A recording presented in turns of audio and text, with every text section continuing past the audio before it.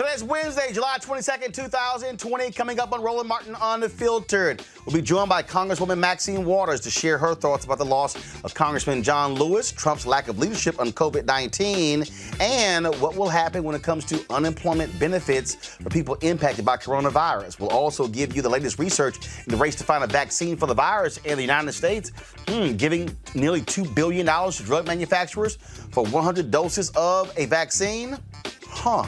15 people were shot in the drive-by shooting in Chicago on yesterday at a funeral for a victim of another drive-by shooting. Now Donald Trump says he is going to send in federal troops to Chicago. Mayor Lori Lightfoot said, "The hell you are."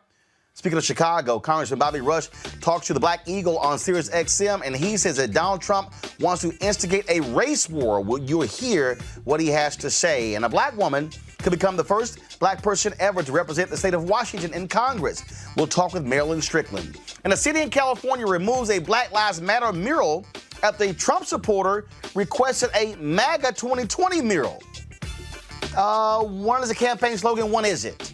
And entrepreneur Janice McLean Deloach is launching the Black Shopping Network. She joins us with those details. And Reverend C.T. Vivian is lying in state at the Georgia Capitol. We'll show you video of the funeral procession that went past the MLK crypt today in Atlanta. And plus, we remember Charles Evers, the brother of Medgar Evers, who passed away today at the age of 97. Plus, comedian J. Anthony Brown is in the house for Wild 'N Out Wednesday.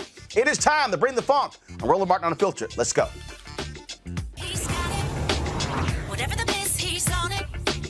Whatever it is, he's got the scoop, the fact, the find. And when it breaks, he's right on time and it's rolling.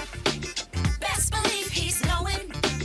Putting it down from sports to news to politics. With entertainment just for kicks, he's rolling. It's on go, y'all.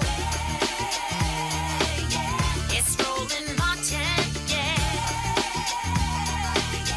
rolling with Roland now.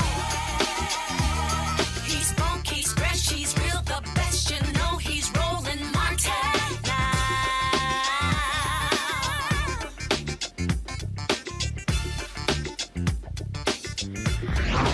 Martin.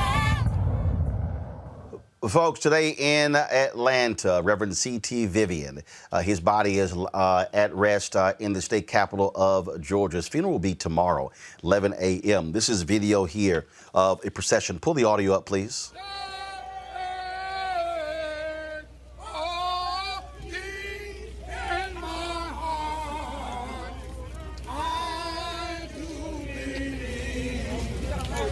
We shall overcome.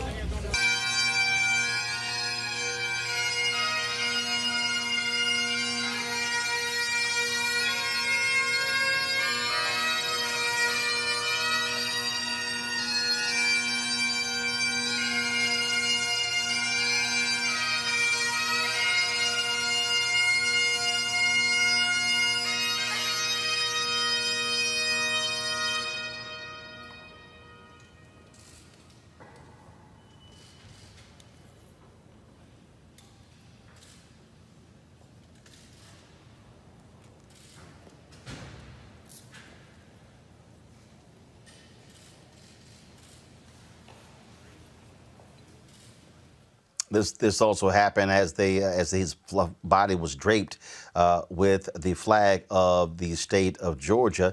The family broke out in song.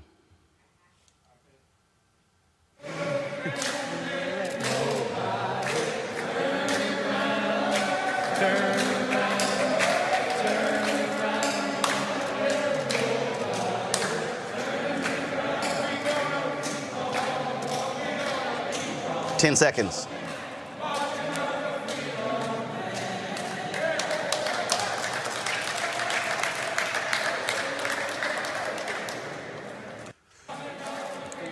The funeral of C.T. Vivian will take place tomorrow at 11 a.m. We will live stream that funeral right here on Roland Martin Unfiltered. He passed away last Friday at the age of 95. The family of John Lewis announced that they were not going to release any details with regards to his funeral out of respect until after the funeral of Reverend Dr. C.T. Vivian.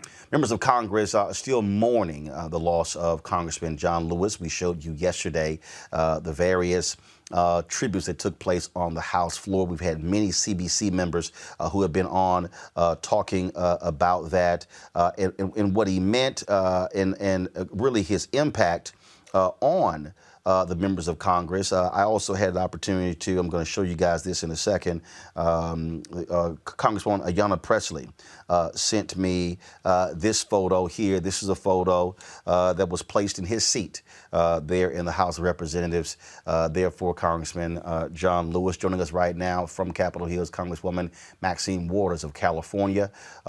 She, of course, served a number of years with Congressman John Lewis. Congresswoman Waters, glad to have you back on Roland Martin Unfiltered. Well, thank you so much, and I'm so pleased you invited me to be on today. And you're so thoughtful, and thank you for sharing with us those moments with C.T. Vivian, because he was a very, very integral part of the civil rights movement and worked right along with Dr. Martin Luther King and with John Lewis, a very gentle man. I'm so pleased that you gave time and attention to him also. When we talk about these two giants, Vivian passed away at 95, Lewis passed away at the 80, both in Atlanta, both on the same day. Their impact is immeasurable, but I think one of the things, and we talked about this yesterday in the last several days, is that we sort of want to lock these two into time. But the reality is, with Vivian, he started in 1947. He never stopped. Andrew Young said he was still active until 2 weeks ago. Congressman John Lewis was at Black Lives Matter Plaza just last month. They were active fighting for equality for black folks and others until their last breath. They never stopped.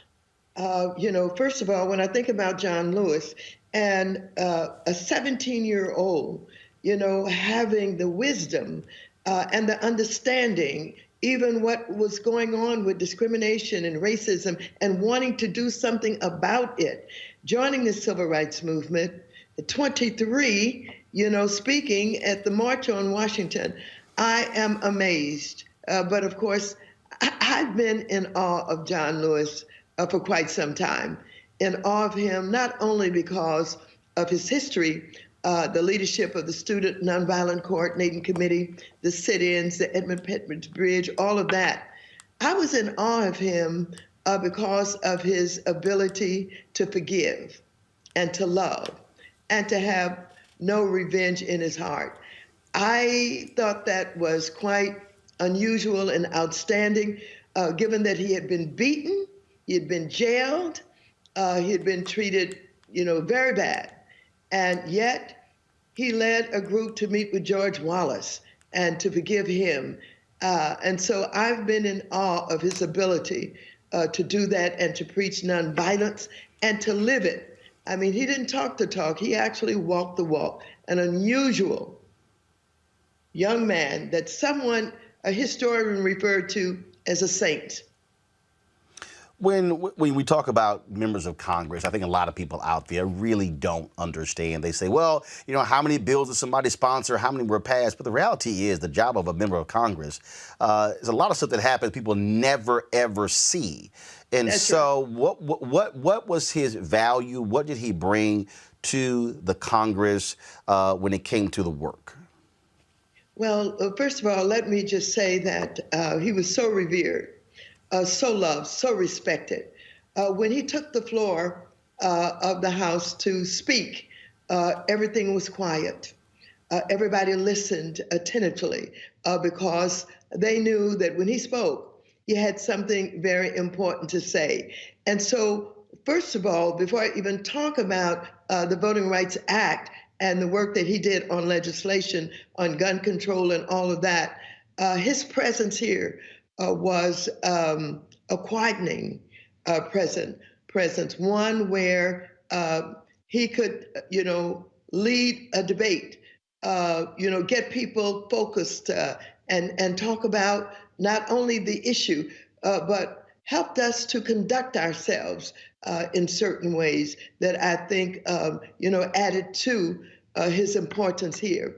Of course, he's going to be known for the Voting Rights Act and the fact that his bill is still on the desk of McConnell over in the Senate, where after the Supreme Court decision, where they literally changed Section 4, which of course caused Section 5 to no longer be operative, where we would be able to stop jurisdictions from changing laws and doing things that would impact voting in those jurisdictions. So not only was he important on public policy and was able to, give the history on certain pieces of legislation, to work, with his colleagues, to help guide the entire Congress, to provide leadership.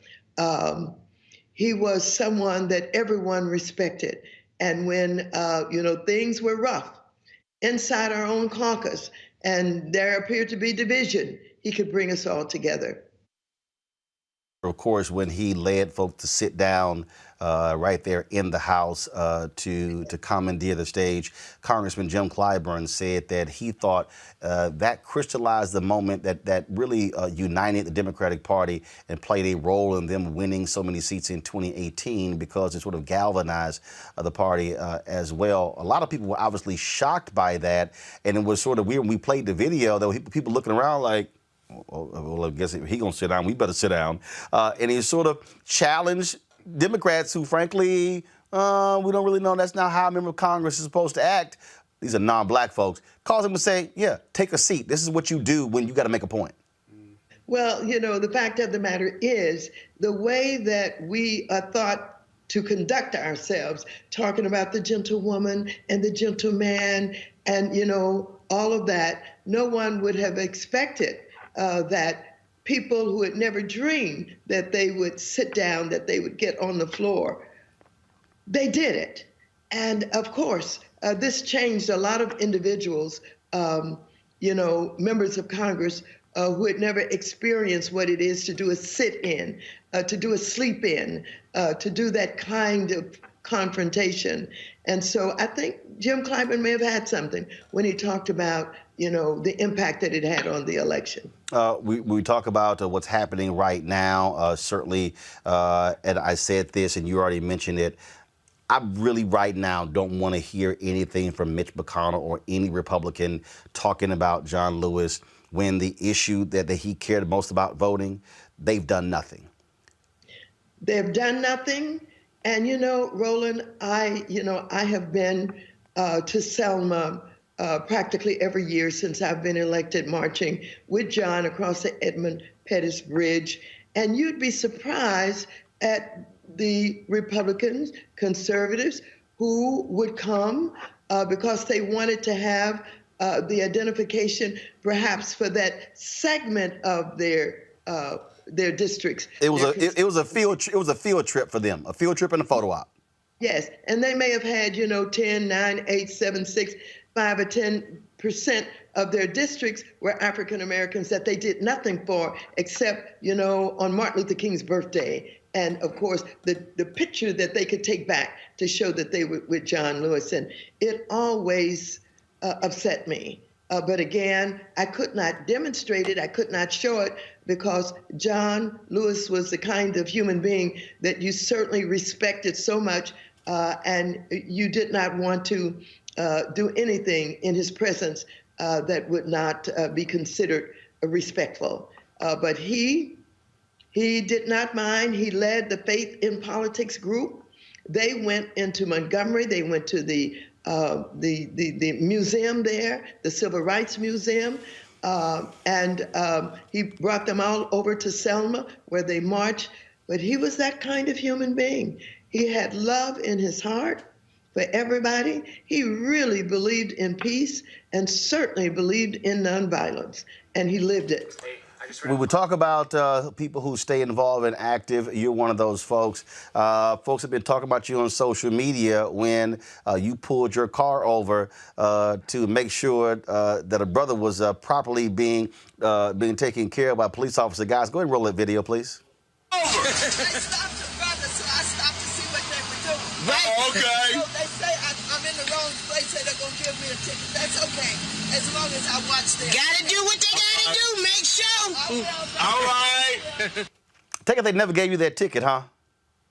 Well, they wrote the ticket and they asked me to sign it, and I refused to sign it. And they said, you must sign this because this is your promise to appear. I said, I'm not appearing anywhere, not signing any tickets. And they said, well, you could be arrested. I said, if that's what you think you need to do, that you have to do, then please go ahead and arrest me. They called out a captain. The captain came, and the captain basically said, Ms. Waters, well, you know you could be arrested. I said, yes, of course. And I've said to your officers, if that's what they have to do. And he just threw up his hands and told the officers, get rid of the ticket. Bye.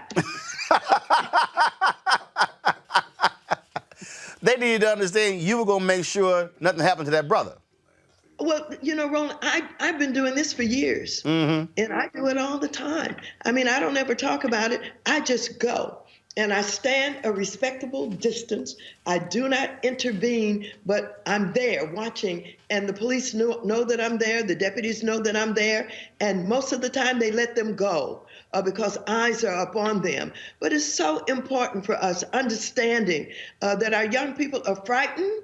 They don't know what to do, and I'm so worried that some of them may run and then they'll get shot.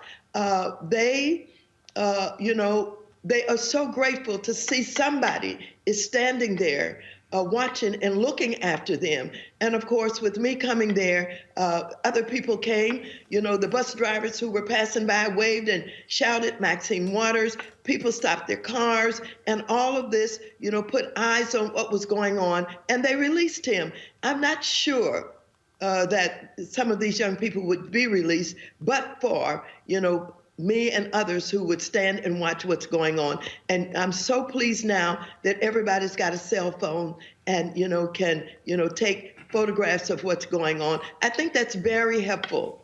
And this young man was just walking.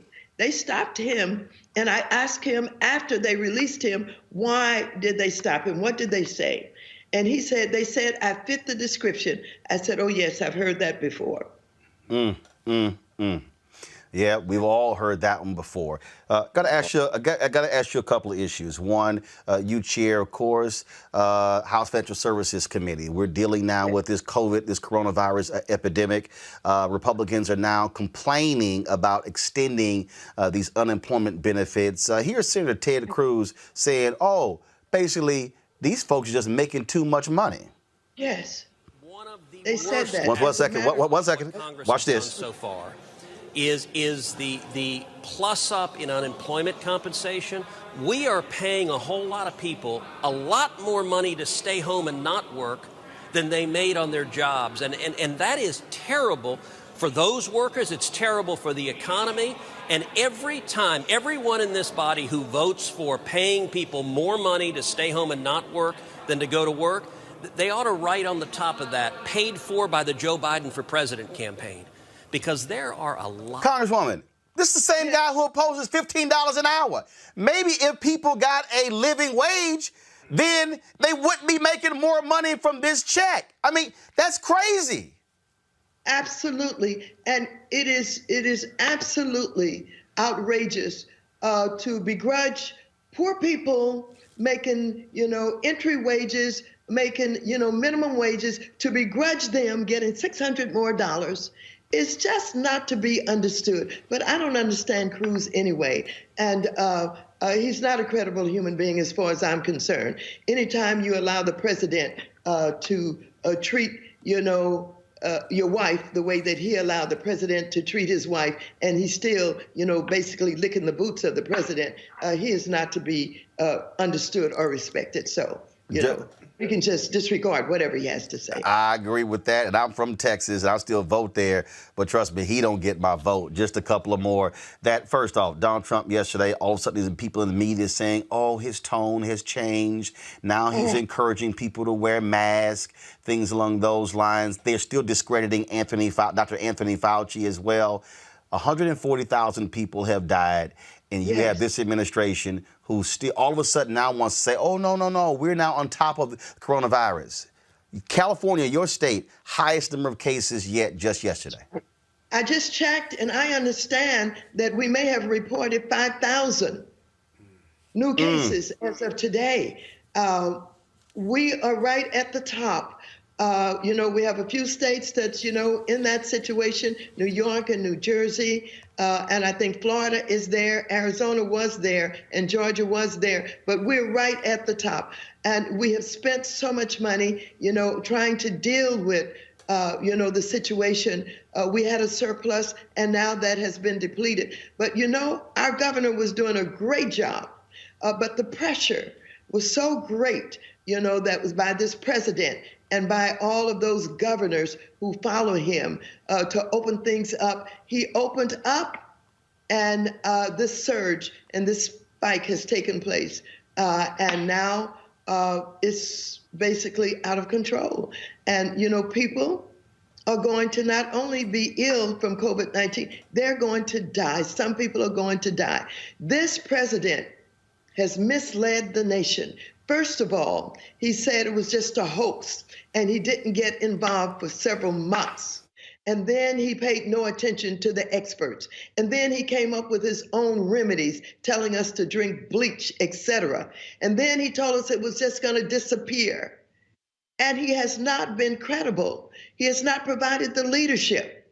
And so we find ourselves in a situation where we lost time, and we have other countries that are way ahead of us in, making sure that they have been doing the testing and that they don't have the kind of virus infections that we're getting on a daily basis that appear to be increasing every day. It is such a sad story about a lack of leadership, about an incompetent president who has no business being president in the first place, and not a clue about how to organize, how to provide leadership, how to work with others. And that's why we find ourselves in the situation that we're in.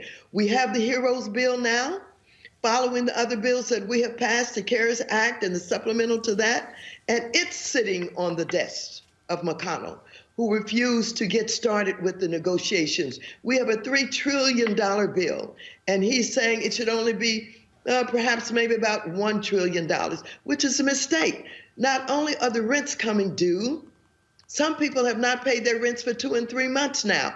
And our federal eviction moratorium is over at the end of this month.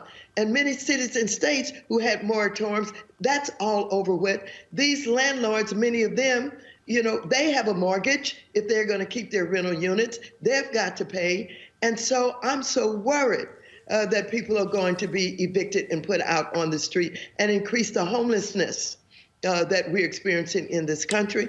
I'm so worried about homeowners losing their homes who will be in forbearance, but that's not going to last forever. They have to be willing to and able to negotiate at the end of the forbearance period, or they will not be able to make a lump sum payment and catch up with all the payments that they've not been able to make. And we call it HEROES because all of our frontline people, the doctors and the nurses and the grocery clerks and the people who work for the cities and the states and all that, who come to work every day and put their lives on the line. Cities and states need this money. And $1 trillion of the $3 trillion would be going into the states to maintain the unemployment, to maintain and take care of the people who are taking care of us. So we're in a bad situation, and I don't know how fast we're going to be able to get these negotiations going. It has taken so long for McConnell to even get started, and people are going to be hurting. I just hope that we don't end up with the kind of crisis in the streets where people have no place to live, no place to go. And, we need a supplemental. We need a supplemental. This cash supplemental is what puts food on the table. Right. So between the $600 employment, the cash supplemental, and the assistance to the cities and states, that's what America is going to have in order for us to just keep going. It's not going to solve everything because we still have the testing to deal with. We still have DPA to force them and the president to use that authority to get the PPE manufactured that's running out. I'm worried, and everybody in this country should be worried. Everybody should know that this president has more than defined himself as incapable and incompetent. Last question. these troops, these federal agents, unidentified federal agents in Portland. Trump says he is now going to dispatch them across the country. Congressman Bobby Rush did an interview with Joe Madison saying Trump wants a race war. He is unleashing these individuals, snatching folks off the street. Politicians in those states, Oregon, have no idea who these folks are. What can Congress do? This guy flouts subpoenas. He doesn't care about congressional hearings or testimony. He is going to unleash these federal agents on American citizens with impunity. Well, you know, I think it was the Attorney General, maybe, I'm not sure, of Oregon. Oregon, yeah. Who basically said that she thinks this is a dry run for what he is going to do. You're absolutely right.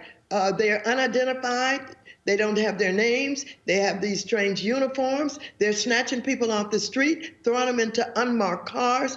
This is his military.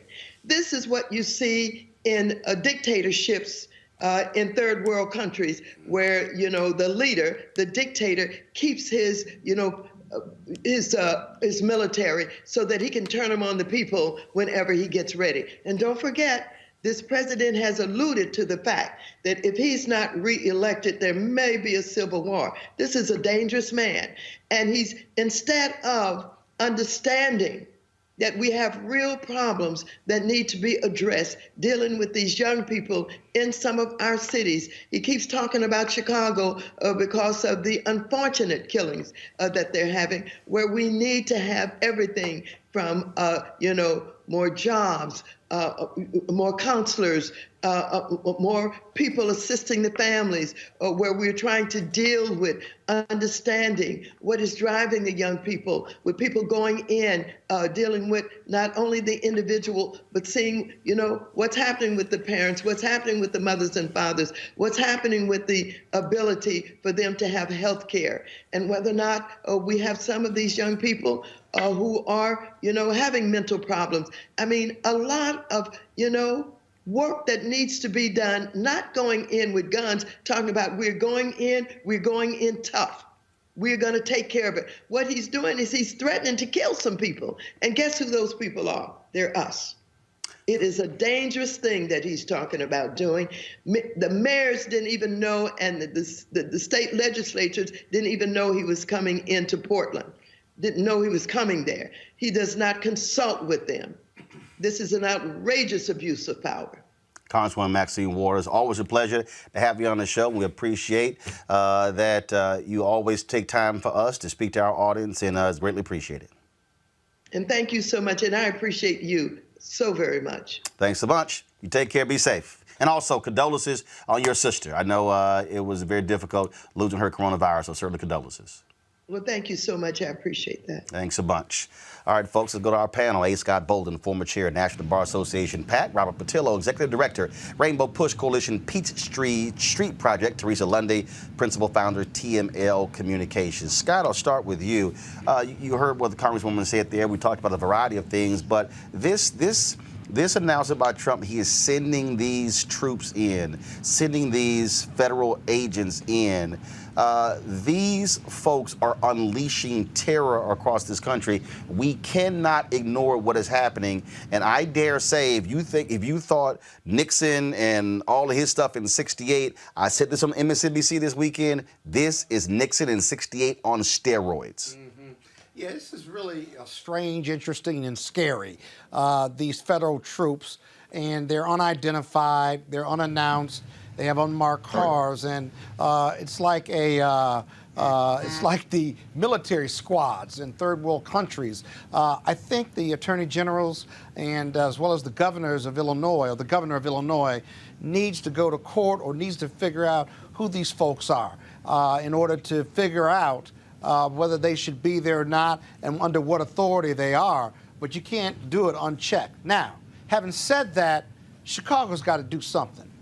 The killing fields of Chicago have been there for 10 years or longer. It's always had a gang problem. But you have days where 20, 30, 40, 50 people are being shot, and the funeral where those 15 people were shot was gang-related. The person who died, who was at the funeral, was gang-related, and you still didn't have enough police to stop the drive-by. And so you got to do something. I got to tell you, I don't know why street gangs are legal. I mean, hate speech ain't never been free speech. I don't know why if you connote or your purpose is connoted with crime, why you can legally or rather legally operate. It makes no sense. And by the way, at some point, you're going to have to put federal or state troops there, shut down those high crime areas where the shootings are taking place, and put some money in there in regard to education, job training, jobs, and entrepreneurship, a combination.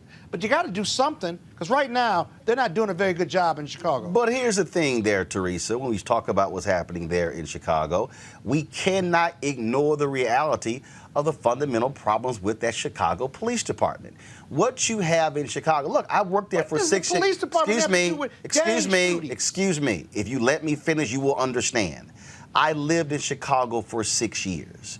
And if you understand what happens there, you have a police department that is actually the biggest gang in Chicago. When you had a consent decree when the Obama administration went in, where officers admitted freely using the N-word, talked about beating suspects. What they would also do, Teresa, they would pick up gang members or suspected gang members or people who were not even in gangs, drive them to areas where there was known gang activity and drop them off and make them escape saying, are you going to talk now? You're going to talk now.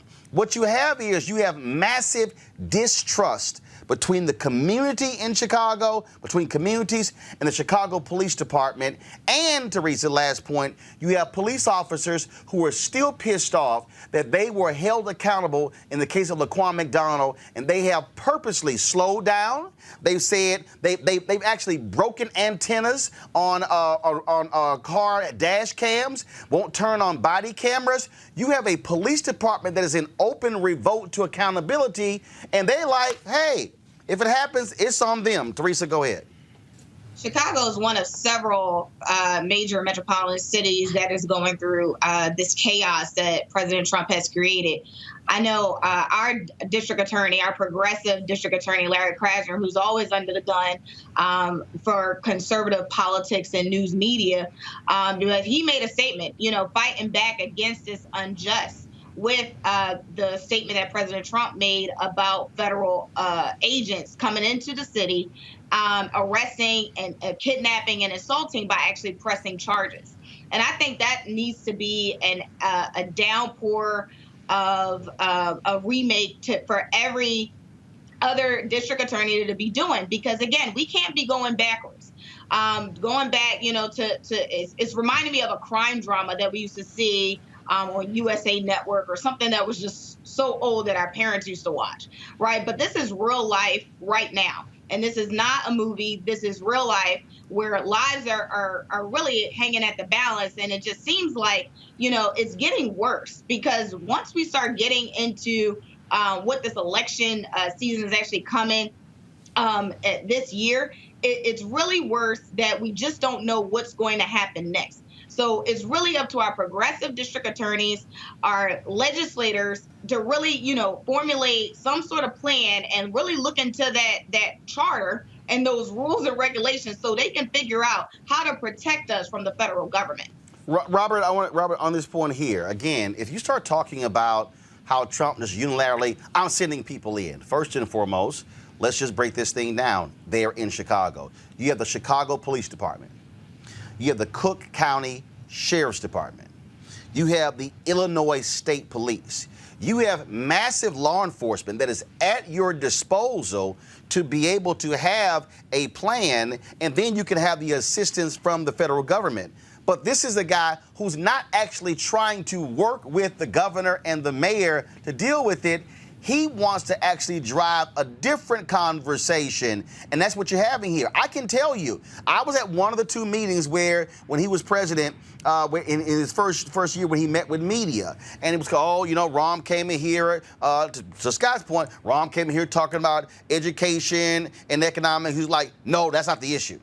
Well, first of all, that is the issue, and that's also part of the deal here, Robert. Chicago's violence is not a new thing. It is a systemic thing that deals with a variety of factors, which include economics and education. Go ahead. All right, 3 points that I have to make. One, I was at the Capitol earlier for the CT Vivian visual. Of course, we send our thoughts and prayers to his family. We have to make sure that we follow in the model and the history and the legacy of Reverend Vivian and also John Lewis. Secondarily, on the Chicago point, I went to law school in Chicago, lived right there in 47th and Drexel for 3 years. There is a systemic problem that cannot be solved by federal troops. Understand that we have a posse comitatus in 1876, which forbids the federal government from sending in troops to United States cities unless it is invited by the local jurisdiction. This is why when President Trump tried to enact the Insurrection Act of 1809, he was not able to do so. It's an empty threat because the local government has to invite them in.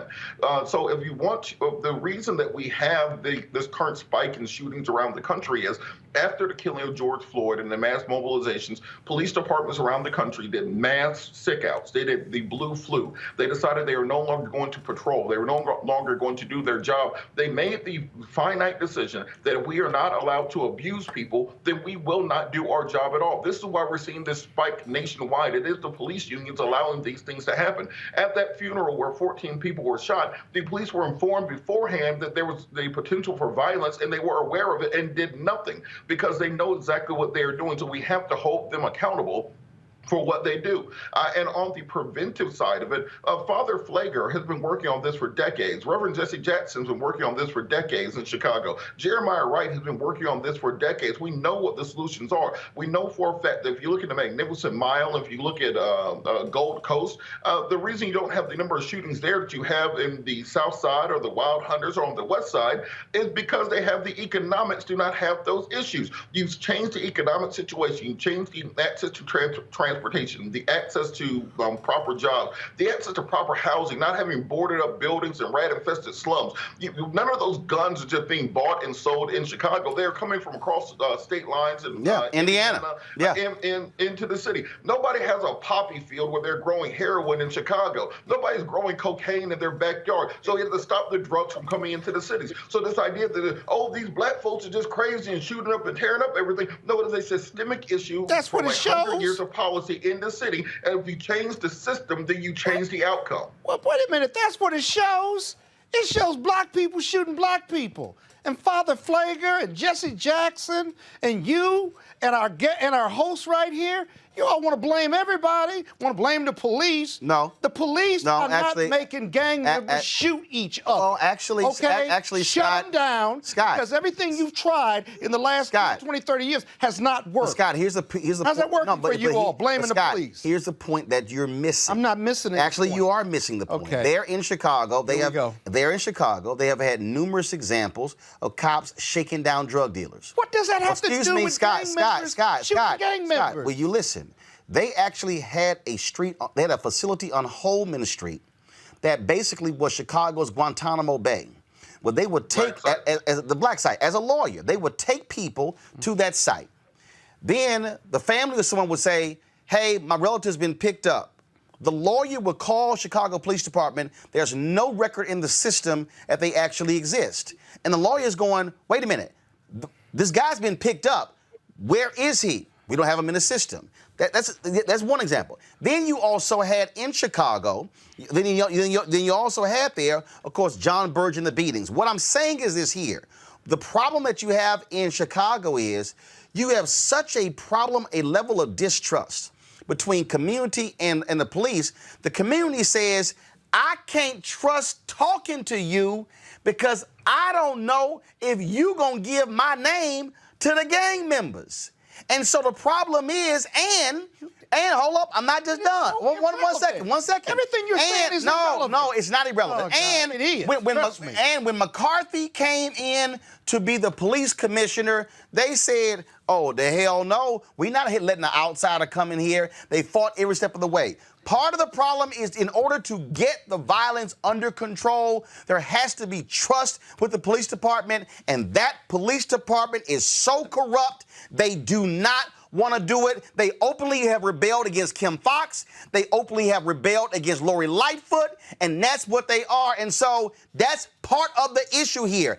Gangs and the police who's the largest gang in Chicago. It may be, but I don't see the police officers putting guns in gangbangers' hands and them shooting each other and over turf war. Stop it. But if you, but Scott, if the Chicago cops won't police the areas, then you're not going to shut it down. Let me tell you why you're wrong.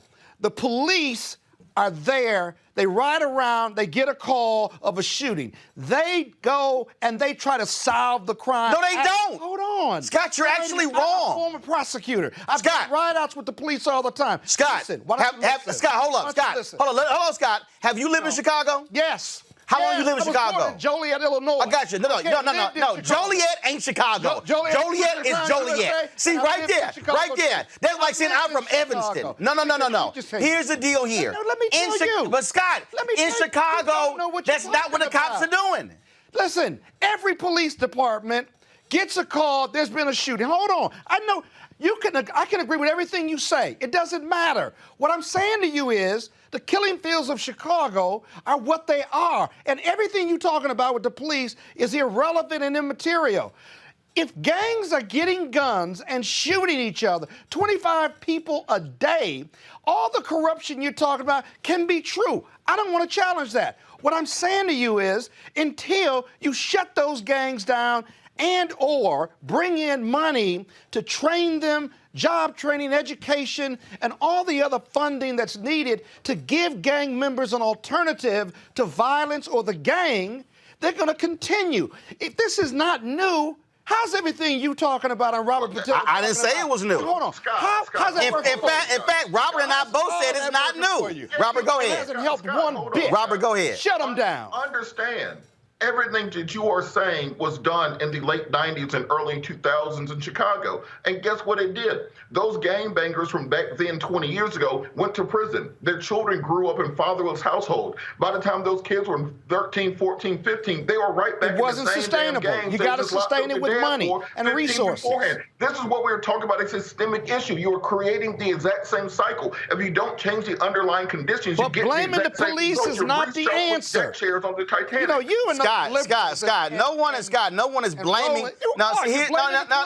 What we're doing is we're stating what is actually factual. And it's irrelevant. When you can't act like the cops had no part of this.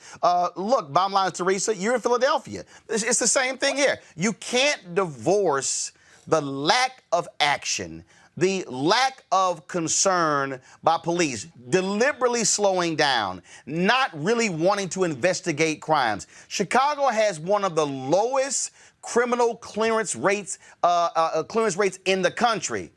Why? Agreed. So in Philadelphia, we had to bring in another outside police commissioner because of the corruption, because of the lack of policing and community relations. And so we needed an outside source, and we have Commissioner Danielle Outlaw, first African-American woman who's actually in that position, appointed. And she's coming in with fresh ideas. She's coming in with a fresh perspective. But the most important thing is she has come in with a vision in order to change the current system. And in order to do that, she had to put her boots to the ground and started talking to, external relations, the community. She was out there during the protests, but she's been doing a lot of in-house training. And also, I believe today it was that the Pennsylvania Legislative Black Caucus actually had a conversation about the police reforms. And so what's outlined, which I think if we had another commissioner probably still would have stand, about some of those roles of what they can do and some of those policies that they can change internally. So part of it is if you have a corrupt system, it does take an outside look and an outside influence in order to create internal change. Again, if there was no police department in Chicago whatsoever, the killing fields of Chicago would continue. So your corruption arguments, while they may appear to be appealing, they aren't, because police solve crimes. They don't prevent them. At least most police departments. Actually, the killings would continue. No. Actually, you're wrong there. The reality is this, Scott. Police can prevent crimes.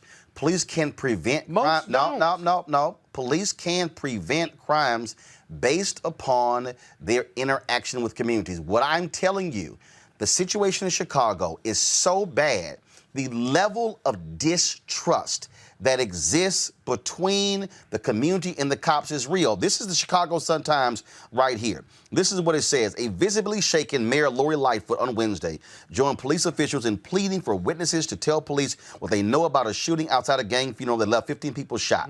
This is what she said. We cannot give the killers, the shooters, any shelter. Someone listening at this moment knows who is responsible for these and other crimes. I implore you not to be silent in this moment. I recognize there is fear, but if we are silent, the violence will continue. This is our time to step up. We are the majority. We're the people who will change this narrative, but only if the silence is broken. Part of the silence, which we can't deny, is that community, they've said, we don't trust sharing the information with police because we know of cops who share it with gangs. That may be accurate. Doc, so if you in the neighborhood, you like, I don't trust them. How's all that working for you all? The killing fields continue. Why not go in and shut them down with federal or state troops? Shut down the high shooting areas, the high murder rate areas. Shut down the gangs until you can get a handle. Robert, final comment before I go to my coronavirus guest. Go. Look, Scott, the reason is because we know that doesn't work. You have to you have to cure the problem at its roots. And look, understand, you have a police department in Chicago that just got done covering for the killers of Laquan McDonald. Then they spent a year going after Juicy Smollett, and then you found the police commissioner, Sloppy Eddie, passed out in his car. So why would you think that police department is about to prosecute these criminals, and instead of doing something, I said federal doing something about fixing the problem? And state troops. The Chicago Police Department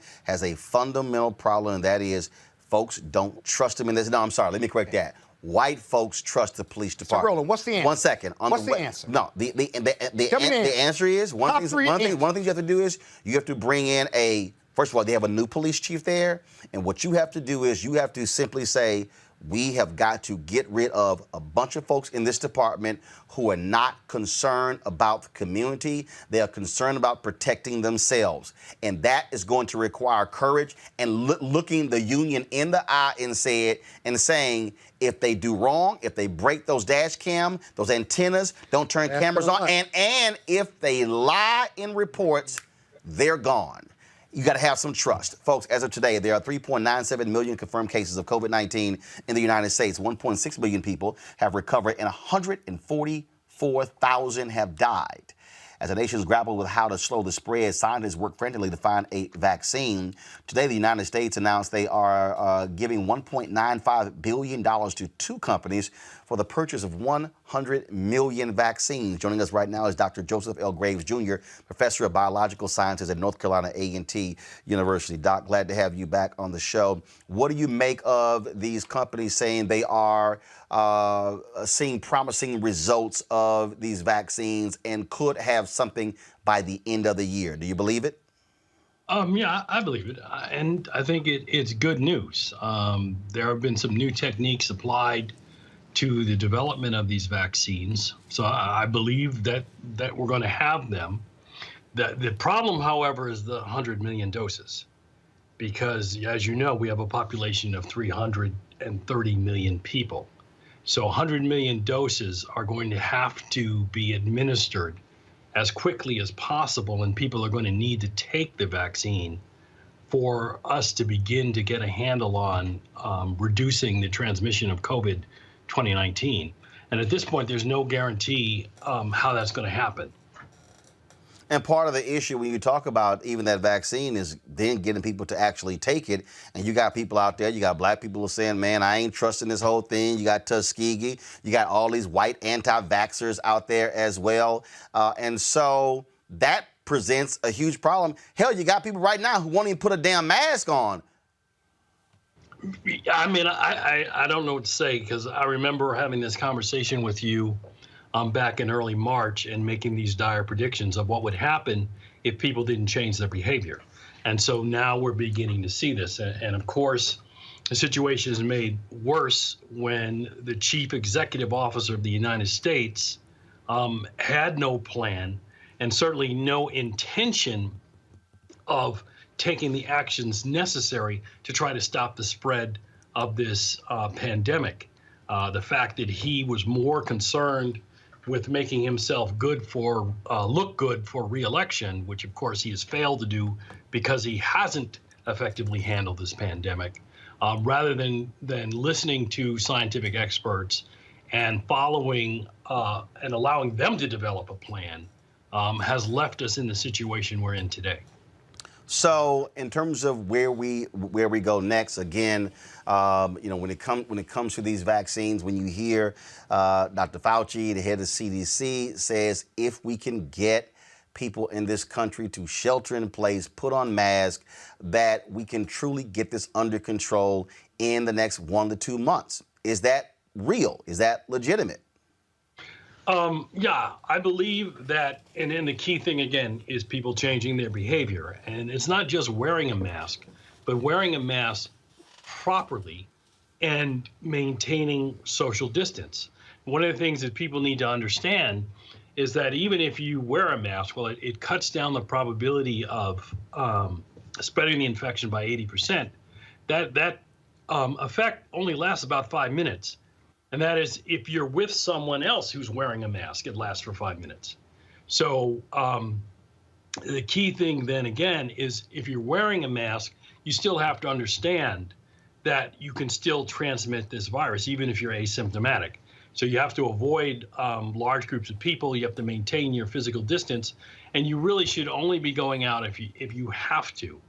And of course, the difficulty is that for many lower income, poor people, and particularly African Americans and Latinos, those people have to go out and they have to work because the federal government hasn't acted to provide the supports in terms of, food and shelter that people need when, in fact, they're being asked to shelter in place. You have the D.C. mayor who moments ago ordered requiring masks outside the home. Then, of course, you got Governor Brian Kemp, who's pissed off, and he wants to overrule all the mayors in Georgia who are trying to do the exact same thing. And so here you have mayors who are trying to be responsible. That's what happened in Texas. Mayor Sylvester Turner, Harris County Judge Hidalgo, they had mask mandates. Well, idiot Governor Greg Abbott overrules them. Then all of a sudden cases explode in Texas. And then he goes, we might need to have a mask mandate. We were trying to tell you that, dumbass. Again, I hate it when I'm right, Roland.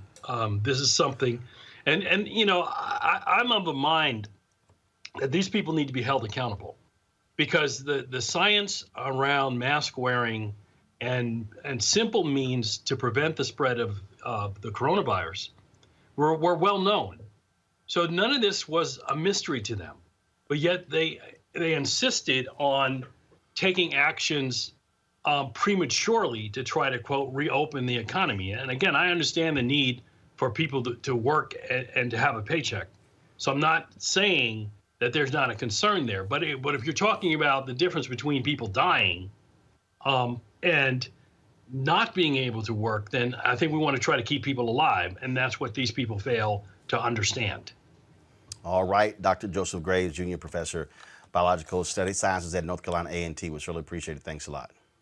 Thank you, Roland. I don't know what it's going to take, Robert, to get these idiots to actually do what's right. I just really don't. I'm telling you right now, listen up, black people, and my white fans who are watching as well. Okay? Right now in the Bahamas, they ain't accepting nobody from the United States. Mexico, nope, y'all can't come here. Europe, y'all can't come here. Okay? Donald Trump talks about a wall. The whole world is putting basically a blockade on the United States because we got too many stuck on stupid people in this country who don't know how to keep their asses at home, who don't know how to put on masks, don't know how to wash their hands and protect themselves. Here we are, Teresa, 5 months. 5 months after this thing really began to pick up steam, and we're still dealing with folks who just want to run their ass out there and go to restaurants and bars and be on the beach and swim as if the Spanish flu wasn't real. 500 million people were infected with the Spanish flu from 1918 to 1920. An estimated 17 to 50 million died. These fools act like that can't happen again. But we got 144,000 Americans who've already died. Yeah, I mean, look, and we got the archives to prove it because, Spanish flu allegedly, started here in Philadelphia. So It's bad. We can buy, and I keep going into supermarkets and CVS pharmacies and other small little bodegas, and I'm seeing the shelves empty of Clorox hand sanitizer, soap in itself, and yet it's like, okay, well, that's enough. And so, when we start reopening, and legislators are saying, hey, we're into these phases where it is time to reopen, we have to really start thinking about a conscious understanding of what the environment actually looks like. One, it's summer, right? So people are looking for, that freedom during their summertime break. But part of it is we have to be very aware that this is a pandemic under new leadership that doesn't seem like leadership really has this under control. So really the escalation on the trend of this pandemic has, with after 5 months has been trending in the direction that we don't want it to trend in. So, it's interesting, I saw some of the conversations that governors were having on TV. It was more so about we're going to reopen and we're not going to put any mandates on masks. We're just going to allow people to do what they know is best to do. And that's just not right. I mean, we have people who really just have a disregard for this pandemic and a disregard for their fellow neighbor. And so I live in an apartment complex. And so, even when we're going in the elevator, they're still doing 4 or 5 or more, and so it's issues like this when it's like, we can put in as many PSAs, we can educate the public about the seriousness of this, especially when we don't have the vaccine for it yet. But I think it really is a encompass of, the governors in order to really put a strict mandate that no person should be going to any establishment without a mask. Point, place, and period. And what has to happen, Scott, this has to be rigid. It has to be, and right, put up some new signs. No shirt, no shoes, no mask, no service. And if you stay your dumb ass out there yelling and screaming, trying to cuss personnel out, lock the damn door and stand there and yell. But the problem is you cannot change this when you've got these Republican governors who are, this is impacting our freedom. No, it's no, this shouldn't happen. And this also comes down to money. And this whole deal is, if you want to understand America, everything comes down to money. Oh, we can't do this. Right. This is going to kill the businesses. No, what's going to kill the businesses are a bunch of dead people who can no longer come to your business. Yeah. Roland, I'm starting to think that this is not fixable the way we're doing it. That it's too inconsistent with groups of people in different states. You have a lot of people who are honoring all of the rules, if you will. They're doing their masks, they're washing their hands, they're staying home. But you have a whole nother group of people who are undermining that by doing just the opposite. That's why the numbers keep going up and down. And so I'm starting to think maybe until we get a vaccine, we're just going to be in this altered state, if you will, that sometimes you think you can go out, you can't, you're going to have these fluctuating numbers, or we need to be thinking about a different approach. I've never been a big fan of what they call hoarding, if you will, or whatever they call that. Herding, not hoarding. Herding. I've never been a big fan of that because I think there are too many people, as I understand the concept, too many people in America to be able to do that effectively. But I got to tell you, I don't need President Trump to agree with me to know I'm right, that this isn't working, because it's just too inconsistent. And if there's another way to do this until we can get a vaccine, or we just hunker down until we get a vaccine, that's just kind of what the facts are telling us right now. Because I hear you every week. Every week you say the same thing over and over again, Roland. And and because it's true. Because here's the deal. Because if these fools don't want to listen, that's right. I'm going to tell y'all, Robert, if the rest of these folk want to kill themselves, that's cool. But also, stop having these stop having these get-togethers. I know somebody had a get-together, 10 people over the house, and they said, and I think, well, no, they were inside. Oh, inside. Oh, we know one of the folks had it before. No. We were still fine. We were all wearing masks, but you know what happens? Folks take the mask off. They ain't wearing the whole drink time. With that mask. And guess what?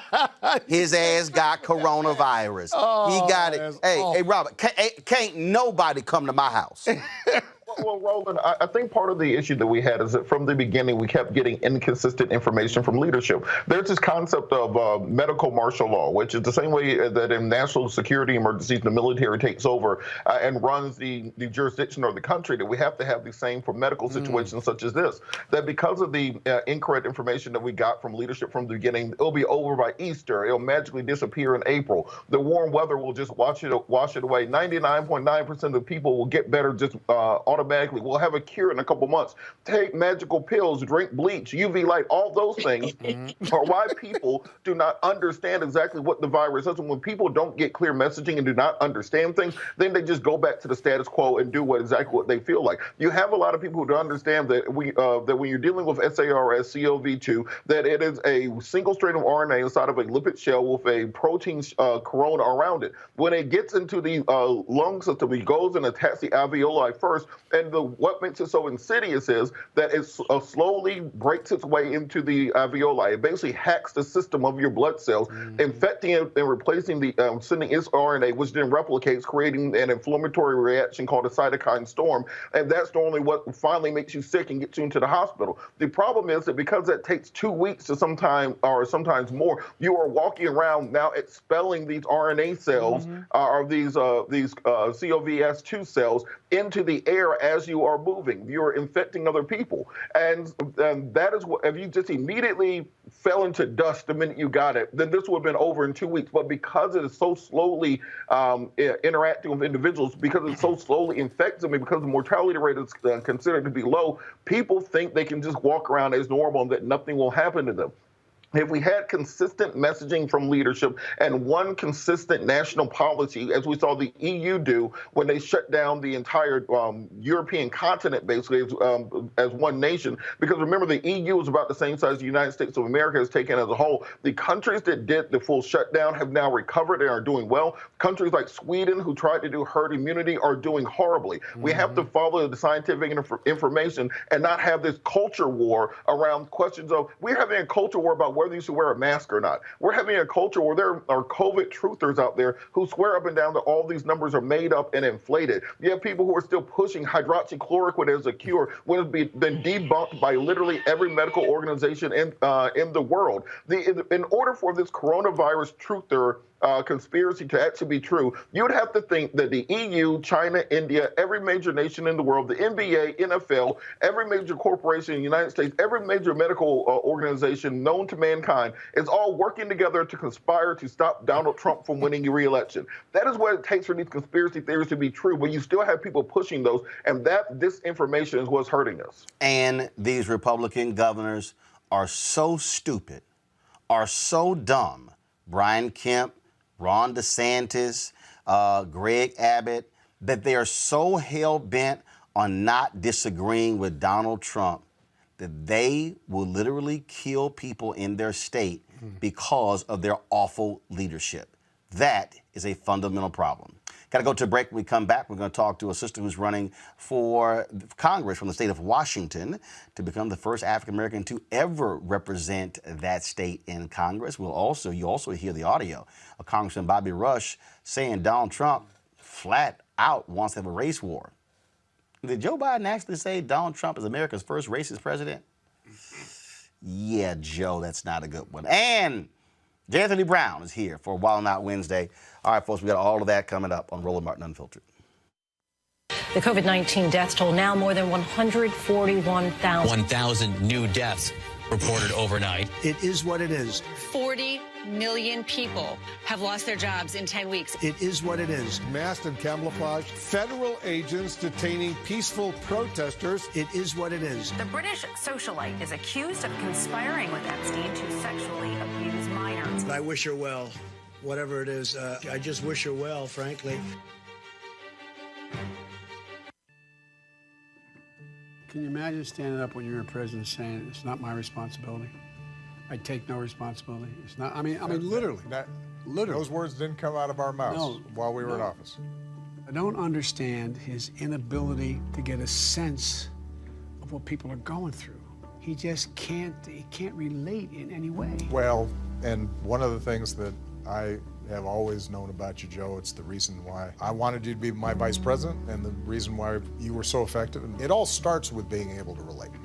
If you can sit down with a family and see your own family in them and the struggles that you've gone through or your parents went through or your kids are going through, if you can connect those struggles to somebody else's struggles, then you're going to work hard for them. And that's always what's motivated you to get into public service.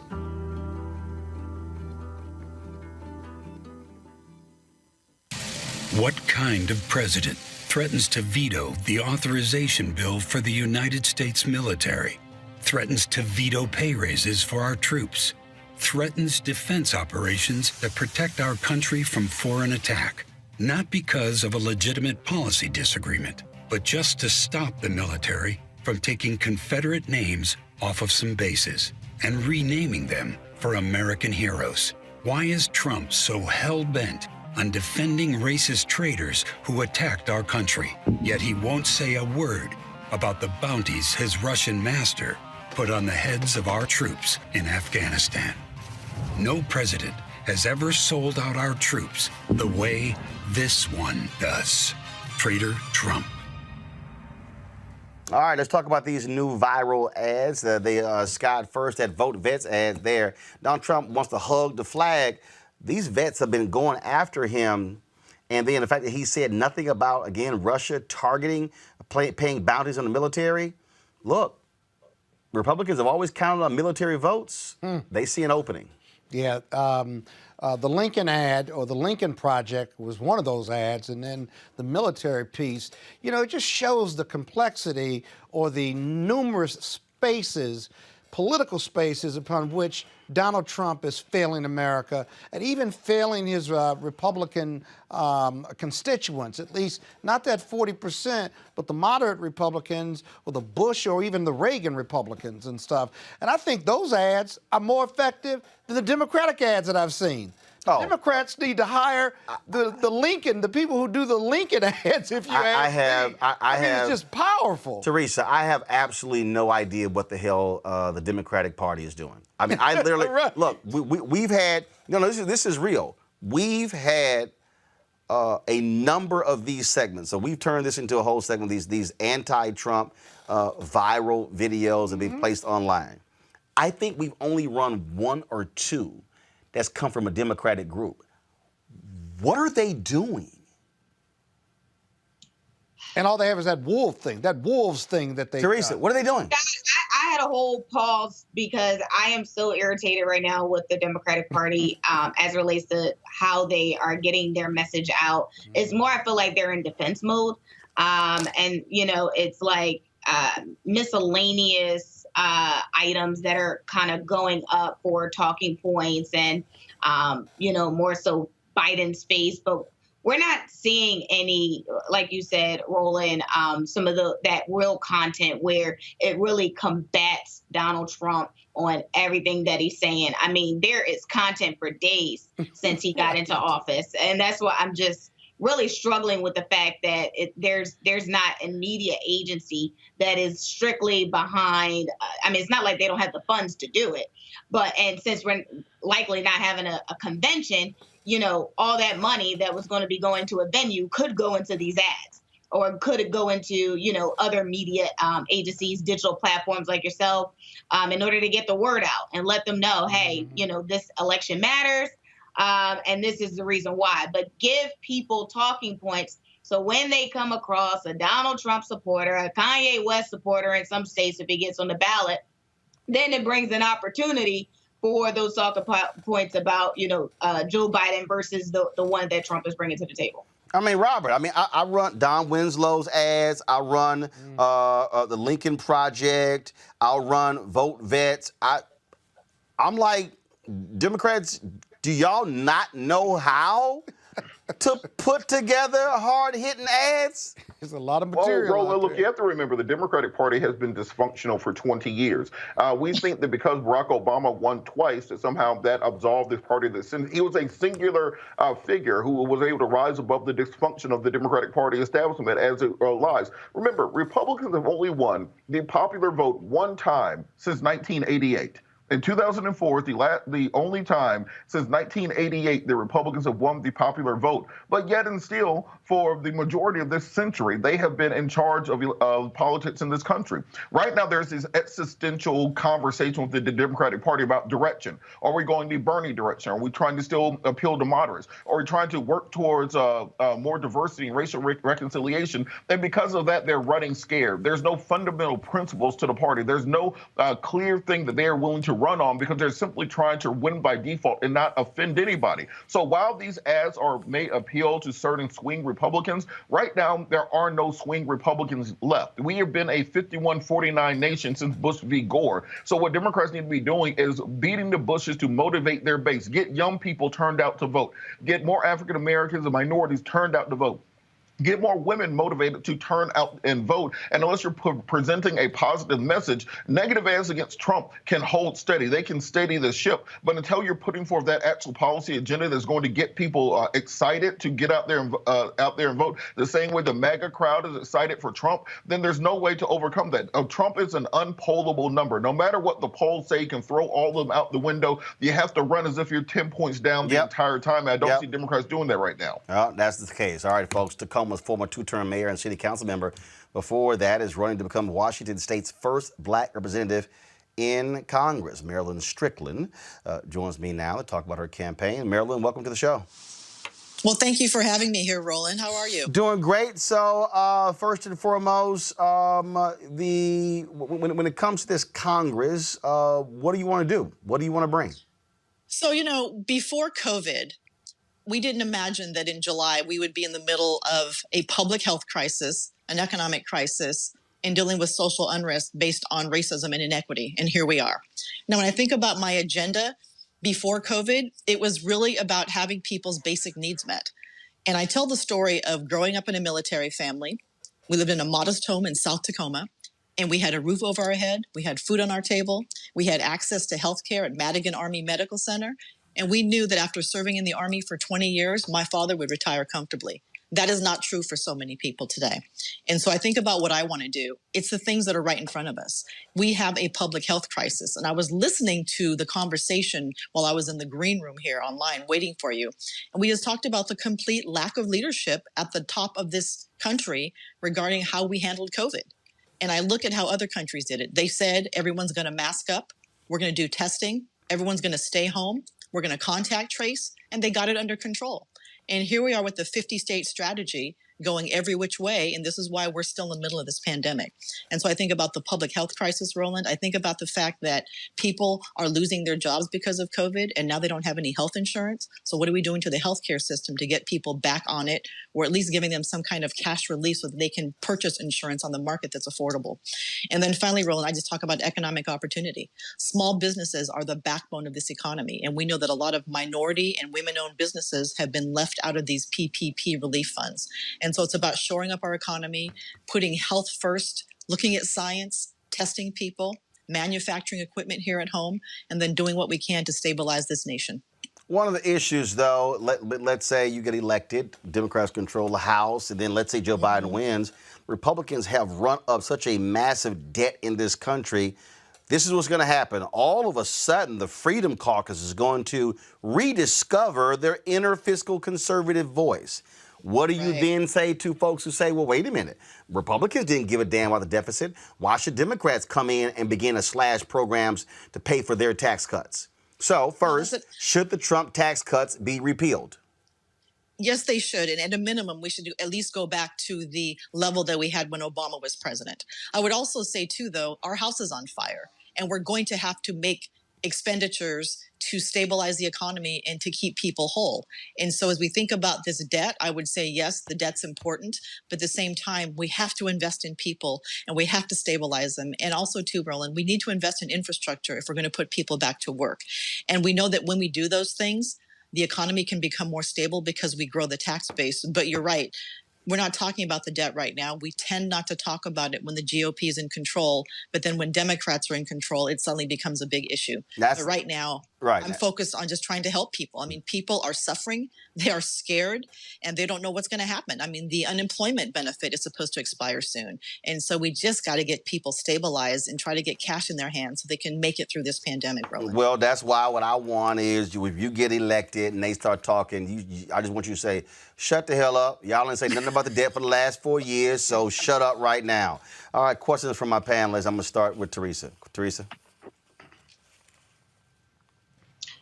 I don't. Is this related to our candidacy, Roland? Teresa, ask whatever the hell you want to ask. Really? This ain't the first time you've asked a guest a question? Okay, so you are running. So what are the 3 platforms that you want to do in the district? Can you hear me? Teresa, she already answered that. Teresa, I'm going to come back to you. I'm coming back to you. I'm coming back to you, damn. Robert. It's okay. No, I try to give my panelists an opportunity to sit here and engage in the conversation without me sitting here asking all of the questions, and your ass just blank out. Robert, go ahead. Put your phone down. You damn millennials and your Gen Zers, you're on your phone all the damn time, and you ain't paying attention, Teresa. Robert, I know you got a question. Thank you so much for your candidacy and your sacrificing yourself for public office. You suggested a very aggressive Keynesian economic strategy for pulling us out of the current economic depression that we're going into. However, with the coronavirus the way that it is, knowing that we'll have a vaccine for a year, 18 months, 24 months, many RNA viruses don't get a vaccine for up to 6 years sometimes.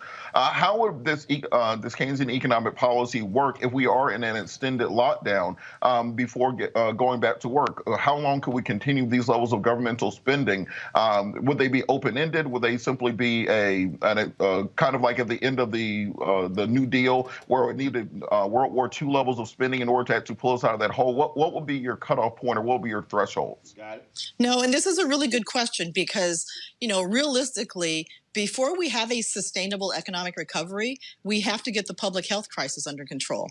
And this is how I come back to the whole idea of we know we need more testing. We need to invest and manufacture all the equipment that we need right here at home. I mean, listen to the stories you hear about. We couldn't find tests. We didn't have PPEs. We couldn't find this. We're having to import things. Or you hear stories about places that are hoarding them. The president needs to invoke the Defensive Manufacturing Act and have the federal government make investments here in local companies to manufacture all the equipment we need. And that is consistent with how we're going to have to recover from this pandemic. But I will tell you, I look at the leadership or lack thereof, and I wish that our president would get up there. I wish President Trump, let me correct that. I wish President Trump would get up and say, okay, America, we have a problem. Here's what we're going to do. Everyone is going to have to mask up, period, wherever you go out. It doesn't make any difference. And we're going to stay home for about 2 or 3 weeks until this thing gets a bit under control, and then we'll try to talk about a recovery.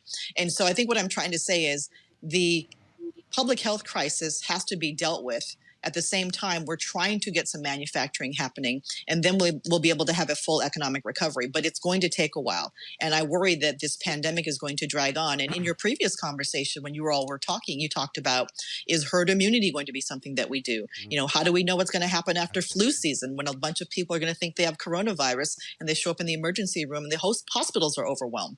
And so much of this really is about following science, using information that we know we have, using contact tracing so that if people have been around someone who had COVID, let's get them into a facility and get tested. I mean, look at what South Korea did.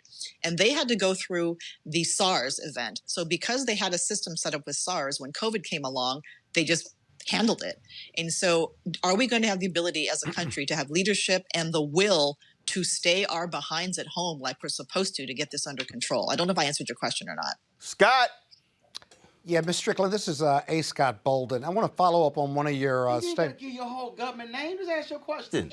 I didn't know there were strictures on how I could. I said, Scott, you ain't got to get a name. Go on, man. We ain't got all day. Come on. She may not have heard you. Come on, man. In any event, how do you? I'm follow up on one of your answers earlier with Roland Martin.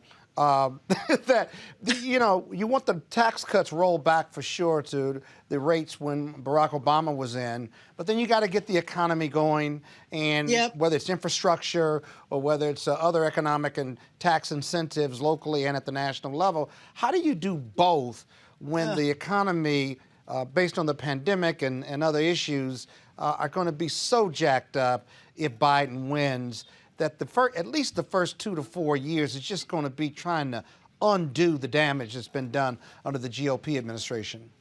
Yeah, I mean, I still come back to the important fundamental aspect of an economic recovery, and that is having consumers who have spending power. And think about some of the parts of the economy right now that have been decimated. Hospitality, right? Tourism isn't working anymore. Right. Hotels are closing. We have no restaurant business, even large gatherings. Those are big parts of our economy. And until people feel safe going back to those things, they're not going to recover in those sectors. The other thing I would say, too, though, is that, I believe that as we look at how we're going to pay for some of these things, we need to look at our tax system because it is not equitable. And there are opportunities for people who make the very most to pay more. There are opportunities to look at some of these incentives and breaks that we can give to people to help stimulate growth, but also looking at some of the organizations that are just getting breaks for no good reason. I think we need to be. Go ahead. Would you consider a tax increase as well as rolling the tax cuts back to get the economy going and to put more money into the federal coffers? I would look at different sectors and really consider. Can you hear me? Yeah. She said she would. Go ahead. You look at different sectors. Okay, yeah. I would look at different sectors and say, for example, with our small businesses, we know that they tend to have some of the biggest challenges. So are there incentives or rollbacks we can give to them? And then there's some of the largest companies who actually are doing quite well during this pandemic. And is there an opportunity to try to perhaps increase taxes or find ways to get more revenue from them? But those things alone are not going to cure us. We're going to have to deal again with the public health crisis, get money in people's hands, extend unemployment like we need to, and really make sure that, again, consumers have spending power to be a big part of this. And I will always come back to, as a former mayor, investing in infrastructure creates jobs. That's right. I was mayor of Tacoma after the last recession, and we did 3 things. We raised the minimum wage, we passed paid sick leave, we passed the largest infrastructure package in the history of the city of Tacoma to put people back to work. And then we also invested in small business. And that was really what got us back to being more stable. But it's going to be a long, hard road. I know that. Yeah, thank you. Teresa, you ready with a question? I got another one. No. I'm ready. Ms. Strickland, sorry about earlier. I had got a message from my team, but that is totally not like me. As a small business owner and somebody who actually runs campaigns local and statewide for candidates, what is your campaign actually doing? And believe me, I love effective African-American women who has a track record of experience. So, post this, please let us know how we can support your campaign. Thank you. But as it relates to your campaign, we're in the midst of this COVID-19 crisis. What is something that you're outside of funding, because we all know that's what you need. But what is something that people can do in the district or external hands? I always say, many hands make light work. Yes, they do. People say it too. But as it relates to on the ground, grassroots digital campaigns, what is something that people can do, after hearing you on Roland's platform and other platforms that you've done, so we can get involved, stay engaged, and make sure someone like you gets in and stays into office? No, well, thank you for that. So I think the first thing you can do is follow me on social media. So I'm on Instagram, I'm on Twitter, I'm on Facebook, Maryland for Congress, Strickland for Washington. So we're there. And then the thing that's really important right now at this stage of the campaign, and let me tell you where we are. So in Washington State, it's all mail-in voting, and ballots dropped a few days ago. People are voting now, and they have to cast their ballot by the 4th of August. So it's all by mail here in Washington State. With that said, we're at that stage now where people are making phone calls and reaching out to voters, either through text messaging or through old school telephone calls. And so you can do that from anywhere in the country. So if you're interested in volunteering to help us get our message out and to reach voters, that will be much appreciated. And yes, we know the money matters because that's how we get our TV ads up. It's how we do digital. It's how we do all the other things we know that are traditional ways to reach people. But this is also a conversation about reaching out to voters, talking to them, and telling them about my candidacy and why they should vote for me. So if you want to participate as a volunteer via text messaging and telephones, we have plenty of room for that. And you can contact our campaign through stricklandforwashington.com, and we will hook you up. All right, then. Marilyn Strickland, we certainly appreciate it. Thank you so very much for being with us. Good luck. Thank you for having me. It was nice to see all of you. All right, good luck on August 4th. All right, folks, got to go to a break. We come back. We're going to talk with a sister who owns a company. She actually wants to create the Black Shopping Network. We'll discuss it. And while not Wednesday, have a little fun with J. Anthony Brown next on Roland Martin Unfiltered. You want to support Roland Martin Unfiltered? Be sure to join our Bring the Funk fan club. Every dollar that you give to us supports our daily digital show. There's only one daily digital show out here that keeps it black and keep it real as Roland Martin Unfiltered. Support the Roland Martin Unfiltered daily digital show by going to RolandMartinUnfiltered.com. Our goal is to get 20,000 of our fans contributing $50 each for the whole year. You can make this possible. RolandMartinUnfiltered.com. All right, folks, glad to have y'all watching Roland Martin Unfiltered. We want y'all to support the show. Look, perfect example, interviews like that.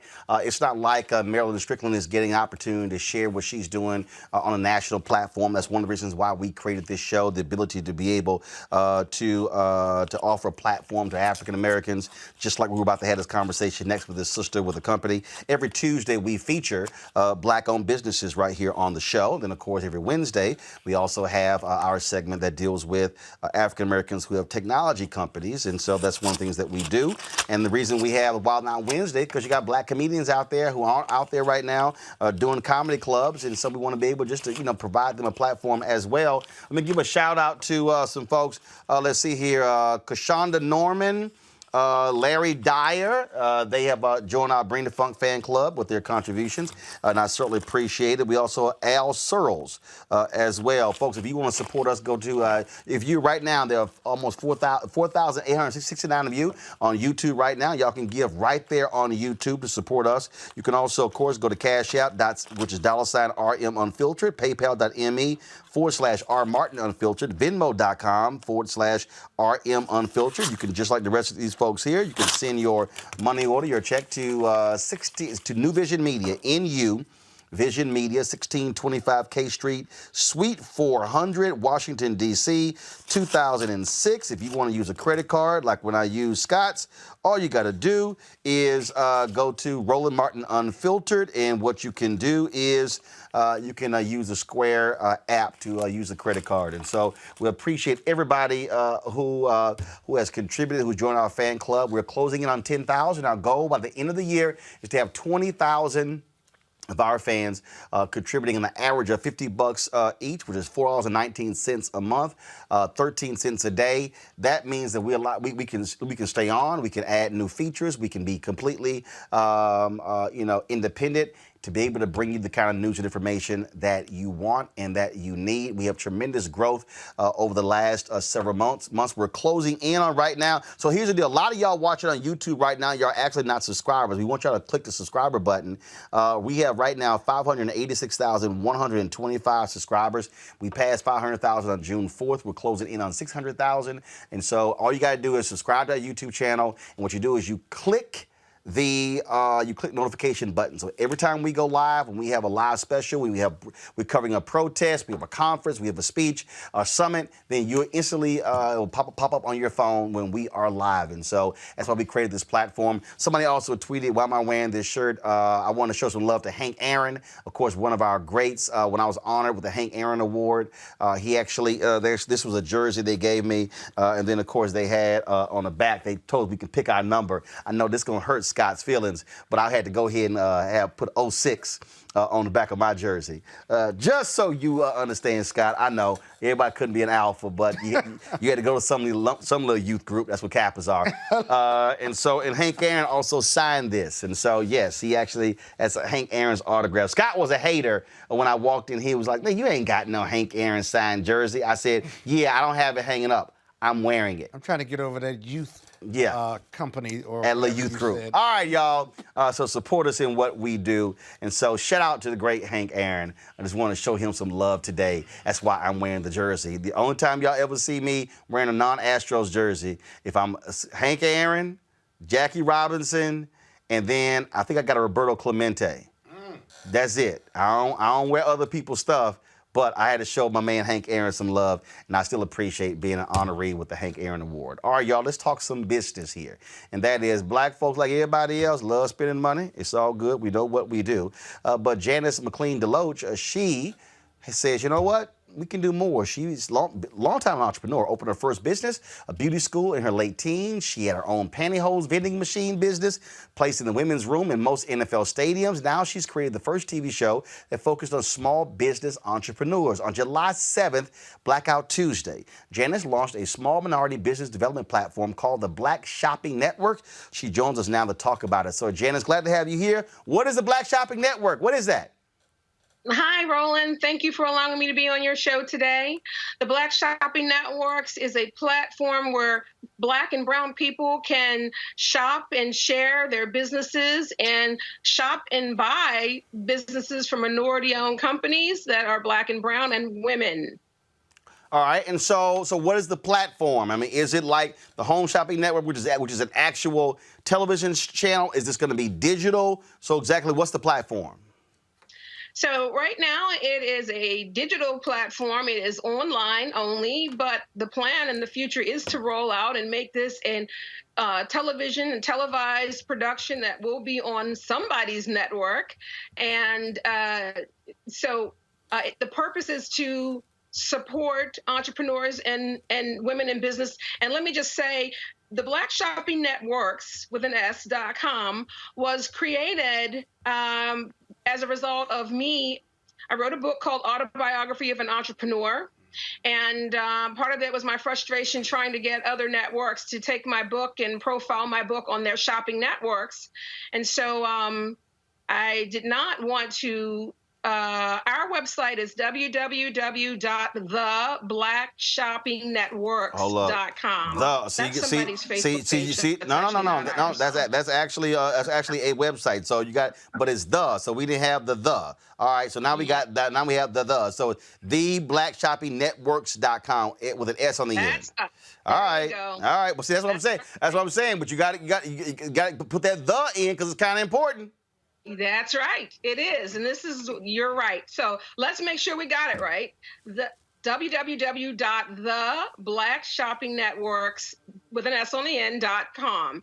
And so this was actually created out of me deciding that I did not want to wait for people to validate the fact that my books or my products or what I wanted to sell or other people who look like me wanted to sell. And, we're being denied the opportunity to have our products and books and that kind of thing on a shopping network. So, if you will, this is the shopping network for Black and brown people and women. It's definitely women supported.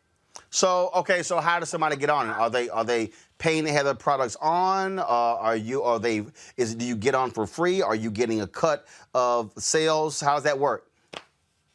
Okay, so there are 4 tiers. There's tier 1, which is for the person who says, I think I'm going to start my own business. And right now, during COVID-19, there's a lot of interest in people taking up hobbies and turning them into businesses. And so, at the same time, the economy has taken a downturn and people may not financially have the money to really be able to, finance something like they need time. They need some help. So tier 1 is for people who want to just see if entrepreneurship is for them, want to try to get their business out there and see what happens. And then there's tier 2, tier 3, and tier 4 is for companies who have actually been around for a while and are ready to move their products or platforms and businesses to the next level. And they can do it with me and the other vendors and people who are part of the Black Shopping Network. Now, through August the 1st, you can sign up for 2 months. You'll get 1 month free if you are a vendor or a business.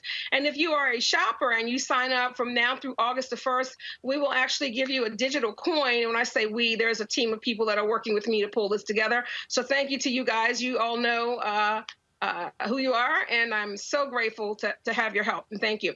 So through August the 1st, if you sign up as a shopper, you will receive a digital coin in your digital wallet online to be able to shop the merchants that have signed up. And so far, we've had quite a few interesting companies sign up, and interestingly enough, they are all women. So women definitely don't wait around for things to happen. We definitely make it happen. So kudos to you ladies who have signed up so far. All right, then. Well, we certainly appreciate it. Good luck in what you're doing. And again, folks, it is theblackshoppingnetworks.com. Again, go check it out, folks. Go to the website and look at the products on there, and certainly support those businesses. Janice Deloach, we appreciate it. Thanks a lot. Thank you. All right, then. All right, folks, I got to talk about this crazy story, okay? California's Redwood City joined many cities across the country in painting a Black Lives Matter mural on their streets until recently when they quietly removed it. Redwood City gave a local resident, Daniel Peace, permission to paint the Black Lives Matter mural during a 4th of July public art celebration. They even supplied him with the paint. But a local real estate attorney, Maria Rutenberg, asked to have a MAGA 2020 sign on the same street. The city suddenly decided that the BLM mural was a traffic hazard and washed it away in the middle of the night. Okay, Robert, this is stupid to me. First of all, MAGA 2020 is a political slogan that is specifically tied to a candidate. Is this the city not having any guts in telling this person? Hell no. I think that's exactly what it is. Clearly, if this was a legal matter that went to court, because Black Lives Matter is not a political slogan, because it is a consciousness movement, they would have good standing to win, but they're trying to avoid the lawsuit, trying to avoid the fees that will be associated with trying to fight this in court, and trying to split the baby down the middle to not make anyone upset. That's the point about having actual political courage. It means you have to be able to withstand the blows that come against it. Everybody can do what's popular. Everybody can do what's easy. It takes people with real courage and conviction to not just do what's symbolic, but stand behind it. So I think what the city can do, if they really want to have an effect on this, instead of just writing it on the streets, institute some real policies that support the agenda of Black Lives Matter. So institute some real procurement that helps Black people get them through city contracting, hire more African Americans to work in City Hall, and hire more African Americans for city employment. Then you don't have to worry about what's written on the street, because you would have to actually have lived out that purpose instead of simply buying into a slogan. Teresa, I'm sorry. That's where you got to tell some people, man, go to hell. We ain't painting Joe Biden 2020, so we ain't gonna print no MAGA 2020. I agree with Brother Robert. You know, there were so many instances where this city could have really stepped up, but in the middle of the night, in the middle of many conversations, not knowing the full story about this developer and who this developer is, and have they donated to campaigns, and are they going to stop a construction project? But again, it comes to the ignorance of some of these developers and corporations who feel like, you know, their voice just need to be heard. And I get it. But again, this is not a campaign type of situation. This is, honestly, it was a time for the mayor to actually step up and say, listen, this is why Black Lives Matter was actually painted on the street, because this dialogue about inequality, police brutality, you know, protecting the rights of African Americans all makes sense. And especially as a developer, for them, especially if they were doing affordable housing, you need to know and be educated about, you know, what it matters the most. So it definitely was a missed opportunity for that mayor. So I hope the members in that community are paying attention, because in the middle of the night, late in the midnight hour, if the mayor is ready and willing to say, yes, I'm there for the moment, but in the middle of the night, wash it away, that's exactly what they're going to do with their policies on this next term inside that office. Well, but you got to take a closer look at this, though. The painting itself was going to wear out eventually. And so the government, because of the MAGA person, accelerated that process. Now, MAGA individual, the lawyer, got what he or she wanted, right? Right. So let's not misread Redwood City now. They sided with MAGA as opposed to Black Lives Matter. And so it'll be interesting to see whether the MAGA individual still pushes to have a painted MAGA 2020. If they don't, you'll see that confirms that Redwood City got what they wanted.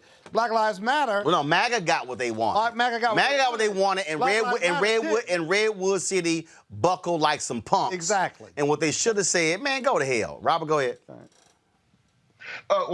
Just exactly to Scott's point that when you cave into these things, it shows what the real morals and values of that city are. So I think this would be a perfect time for activists in that area to push for real systemic change. If you want to change, if you don't want this written on the street, which guess what? None of us were asking for y'all to write Black Lives Matter on the street. Nobody was marching and protesting and rioting for you to decorate the city. You can fly all the flags and all the banners that you want, but if you're not putting in actual systemic changes in the way that you police black communities and gentrification and redevelopment and redlining and in every other aspect of the community that actually needs to be fixed, you can keep it. Like, look, guess what? If you can fix your police department and fix your minority contracting, fixing your procurement, right wherever the hell you want on the street, that's what people are actually protesting for, not to have decoration. Yeah, but you could also watch this, Robert, too, that Black Lives Matter, that individual or the group itself, this is a moment that they could expand on or push the city on or even go to court on, if you will, to expose Redwood City and find out exactly what the regs say, what the law says, what the zoning says, because you got a huge free speech piece here, a huge one that the government's trying to regulate, and they're trying to avoid that fight. If I was Black Lives Matter, I'd make an issue of it and take it to local court. Scared asses. That's what they are. Just flat out scared, okay, just weak. All right, folks, we do have an in memoriam to share with you, folks. Another civil rights icon has passed. This is Charles Evers, the brother of Medgar Evers. He's died at the age of 97. Evers became the first black mayor of a Mississippi town or city since Reconstruction when he was elected mayor of Fayette in 1969. In his 1971 autobiography, Evers said he was a gun-toting bootlegger, a numbers runner, and a pimp in Chicago before coming back to Mississippi after his brother was assassinated in June of 1963. He came back and assumed the role of state NAACP field secretary, the position his late brother held. He died surrounded by family at his Rankin County home. And so Charles Evers died at the age of 97. All right, folks. Let me just thank everybody for being here. Scott, Teresa, and Robert. Teresa, you going leave her alone. Nah, hell no. Leave her alone. Yeah, Teresa. What? Don't back down. Don't apologize. Again, I promise. Yeah, okay. All right. Yeah, I'm sure it's not going to happen again. Scott, I'm done with you, too. So, Robert, appreciate it. Thank you so very much. Thank you, Roland. Robert, tell the folks, I wish I could be there in Georgia, but for the funeral of C.T. Vivian, and I have not made a decision if I'm even going to go to John Lewis's funeral. I'm just not. I'm not playing around with this coronavirus. I mean, this is, and people, and I saw that video. Them folks were not practicing safe distancing, moving that C.T. Vivian's coffin past the King Center, and so I just need black people listening. I need y'all to practice safe distancing. We're dying at a higher rate than everybody else. And Scott, didn't your daughter want some friends to come by, and you like, I don't know them. Well, they traveled, quite frankly, to Florida or Jamaica, and they came back, and I told my daughter she had to self-quarantine for 14 days. She told me I didn't love her, and I said, yes, I do. That's why you got to self-quarantine. You made a self-quarantine? Yeah, absolutely. That's all I'm saying. That's what you do. All right, y'all, got to go to a break. We come back. We're going to talk to comedian J. Anthony Brown. You remember him from Tom Joyner Morning Show, now on the Steve Harvey Morning Show. Y'all wait too early. I ain't done. So again, Tom Joyner Morning Show, now on the Steve Harvey Morning Show, got his own comedy club in L.A. Y'all, you know he ignorant, straight ignorant. He's next to Roland Martin Unfiltered. Martin Unfiltered, youtube.com/Roland S. Martin. And subscribe to our YouTube channel. There's only one daily digital show out here that keeps it black and keep it real. It's Roland Martin Unfiltered. See that name right there? Roland Martin Unfiltered. Like, share, and subscribe to our YouTube channel. That's youtube.com/Roland S. Martin. And don't forget to turn on your notifications so when we go live, you'll know it. All right, y'all, it's Wild Out Wednesday. Joining us this week is J. Anthony Brown. Let me tell you about something about his late ass. Y'all, J. Anthony Brown, let me tell y'all something. J. Anthony Brown sent me go ahead and pull him up. Y'all, J. Anthony Brown sent me a text months ago. Hey, man, want to come on your show?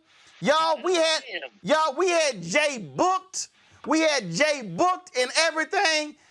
Didn't answer the damn phone. That was about 3 months ago. Man, my booker Jackie was so hot. She's like, what in the world? I was like, put him in the penalty box.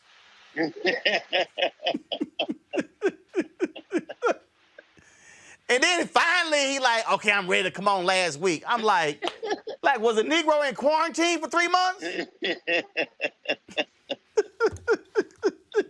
I don't see Roland. Where is he? No. Here's the problem. We're on FaceTime, and so what happens is we're running the FaceTime through our control room, so you can't see me, but you can hear me. So pretend. I definitely hear you. So pretend you're on the damn radio. Okay, all right. So how you been handling this COVID-19 stuff, man? Man, I don't know. I mean, I'm staying away from regular people that I used to hang out with. They can't come around no more, man. I'm quarantined, and I'm at that. I got everything already, so I don't need to catch none. You know, I got high blood pressure, diabetes. I just got over cancer, so you got to stay away from me. You can't come around me at all, at all. So when folks say I'm mailing my vote in. When I vote, I'm gonna mail it in. You know, that's the way I'm doing it. I'm doing it that way. And when I do go out, I'm all masked up. I got on a hazmat suit right now just to talk to you. How you doing, man? Man, I'm good. We just sitting here, man, having fun. The show is going great. I'm proud of you, man, by stepping out there on your own and putting your own show together. And I'll be telling people all the time, the internet has changed the game. You don't have to wait for these big markets and these radio markets and these TV markets for you to put your products out there. If that's what you want to do, get you a camera, get you a mic, or just get you an iPhone and go to work. That's all you got to do. It's so simple now. Now let me tell y'all something. If y'all think I'm a gadget freak, there's no gadget known. J. Anthony Brown got more gadgets than me. I know y'all think I'm lying. No, in fact, Roland, check this out. I just produced a show that's on YouTube. It's called I Got a Gadget. So you sent us one of your gadgets and you were on the show, and anybody out there who has a gadget, go to I Got a Gadget. I love gadgets. Gadgets make you sane, man. They're a peace of mind. You can't wait. I will order anything that's on television. Put it on television, especially after 12 o'clock at night. I'm going to order it. I got to have it. I got to see how it works. I want it. You're the same way. Y'all, I'm telling y'all, I'm not lying. Y'all, we were on Tom Joyner cruise. And I opened up we would swap gadgets. You got this and I got this. I opened up my gear bag. I swear J. Anthony Brown thought the tree of life was in it. He was like, woo! He got excited. I don't know what it is now. I've always been that way. What about yourself? Have you always been that way or what? Yeah, but now, see, and the difference is we now got money. So, see, before we would just stare at gadgets. See, now we can actually buy gadgets. Now I can buy gadgets. And I don't mind buying gadgets that when you get it, sometimes it don't work. You take a chance with a gadget. Sometimes it ain't going to work the way it works on television. You know, like, this is a piece of crap. Okay, you bought it. That's what it is. So you have to take that chance with a gadget. Or it looks big on television, and when you get it, it ain't that big. And, you know what I mean? That's part of buying a gadget. That's part of it. That's the way it works. Well, and see, the advantage that I have is that I can buy gadgets, and it's all a tax write-off. That's what I've been doing, too. Thank you very much. If it don't work, I'm writing it off. Let me tell you the latest gadget I bought. Uh-oh. The latest gadget I bought. They have a box. This is a box. This is a box that you buy. Say you're going to give somebody a gift. You want to give them a computer. Well, you take this box, and the box says it's a fart plug. And so it looks like they got a gift for fart plugs. The real gift is inside the box. So when they open it up, you get to watch their expression of you giving them a ready-ass gift. You know what I mean? That's the gift. That's the new gadget I got. But it's all on my show on YouTube. I Got a Gadget. So thank you, man, for sending in the tape. Thank you. Do you literally look for, like, do you just, I bet, you remember the old Sky Mall magazine used to be on the airplane? Yes. I know they knew you personally. That, along with that, and like I said, anything that comes on television after 12 o'clock at night, I got to have it. I got all the pots. I got 15 ways you can slice a potato if you come to my house, man. I got all of that. I got all of that. I got the water hose that winds up by itself. I got the scarves. I got the ice tray. I got all of it. I got it all. I got it. Yes. I mean, I'm telling y'all, J. Anthony Brown, y'all really think I'm lying. J. Anthony Brown could probably open the Gadget Museum. You know what? They used to have a store in some of the malls called As Seen on Television. I got all of that stuff. I got all of it. They put it out there. I gotta have it. I bet you had stock in the Sharper Image. Remember Sharper Image? Oh my God, that was the store. And here's the weird part, Roland. Before I had money, I could just go in there and touch stuff. I couldn't buy it. I would go in there and touch it and play around with it. And now that I finally got some money, the place went out of business. Yeah, right. Yeah, right. Right. Sharper Image no longer exists. No longer exists. Yes. All right. So you do. Go ahead. So the other day, man, I'm going through my archives. I'm looking for some video and photos of John Lewis and C.T. Vivian, and I come across some audio files. And why did I come across, I don't know why I even have it, an audio file of Reverend Adenoids. Good morning, everybody. Good morning, everybody. These are today's church announcements. It's not nice to start a morning without saying, good morning, everybody. The women who look like Al Green will meet in meeting room 5. Let me tell you where Reverend Adenoid came from. Right, where'd that come from? When we would do the Tom Joyner show, Sybil would just say, she would say it in that voice. She would say, good morning. She would just say that. And she would just say, like we said something funny, and she would say, like she said, Jay loves white women. Okay, yes, I do. And then she would go, good morning, everybody. But she said it in that Reverend Adenoid voice. And so I said, Sybil, can I take that voice and make a character with it? And she's like, yeah, go ahead and do what you want to do with it. So I took that voice where she was going, and she did it kind of like that, where it clicked off in my head. And that's how Reverend Adenoid was born, And that character, man, that was the character we did on Monday. And he did church announcements, not church complaints, what Tommy does on the Steve Harvey show. Right. He does church announcements. So yeah, that's where that character came from. Did you save all of those? Did you? I got a lot of them, and I have a book. I've published. I know not as many books as you have, but I have four books that I've published. The first book is the announcements of Reverend Adenoid. I also have the Shades of Brown by J. Anthony Brown. Shades of Brown by J. Anthony Brown. And check this out.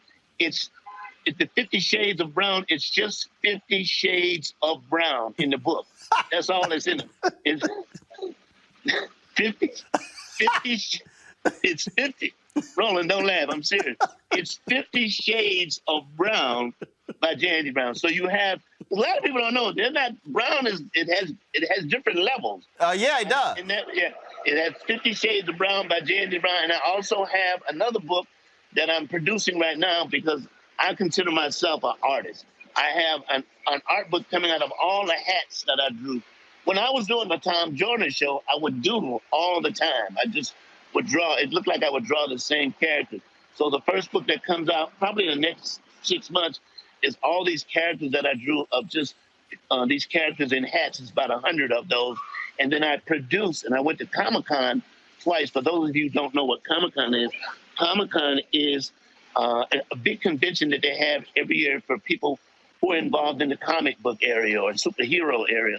So I produced a character called Bitter Man. Bitter Man is a real superhero character who's totally against marriage. So I have a book I'm going to send you my stuff so next time I come on the show, you can hold it up and show everybody what I said. So I have those 4 books, and the art book will be the next book that I publish. Now, let me explain something to y'all.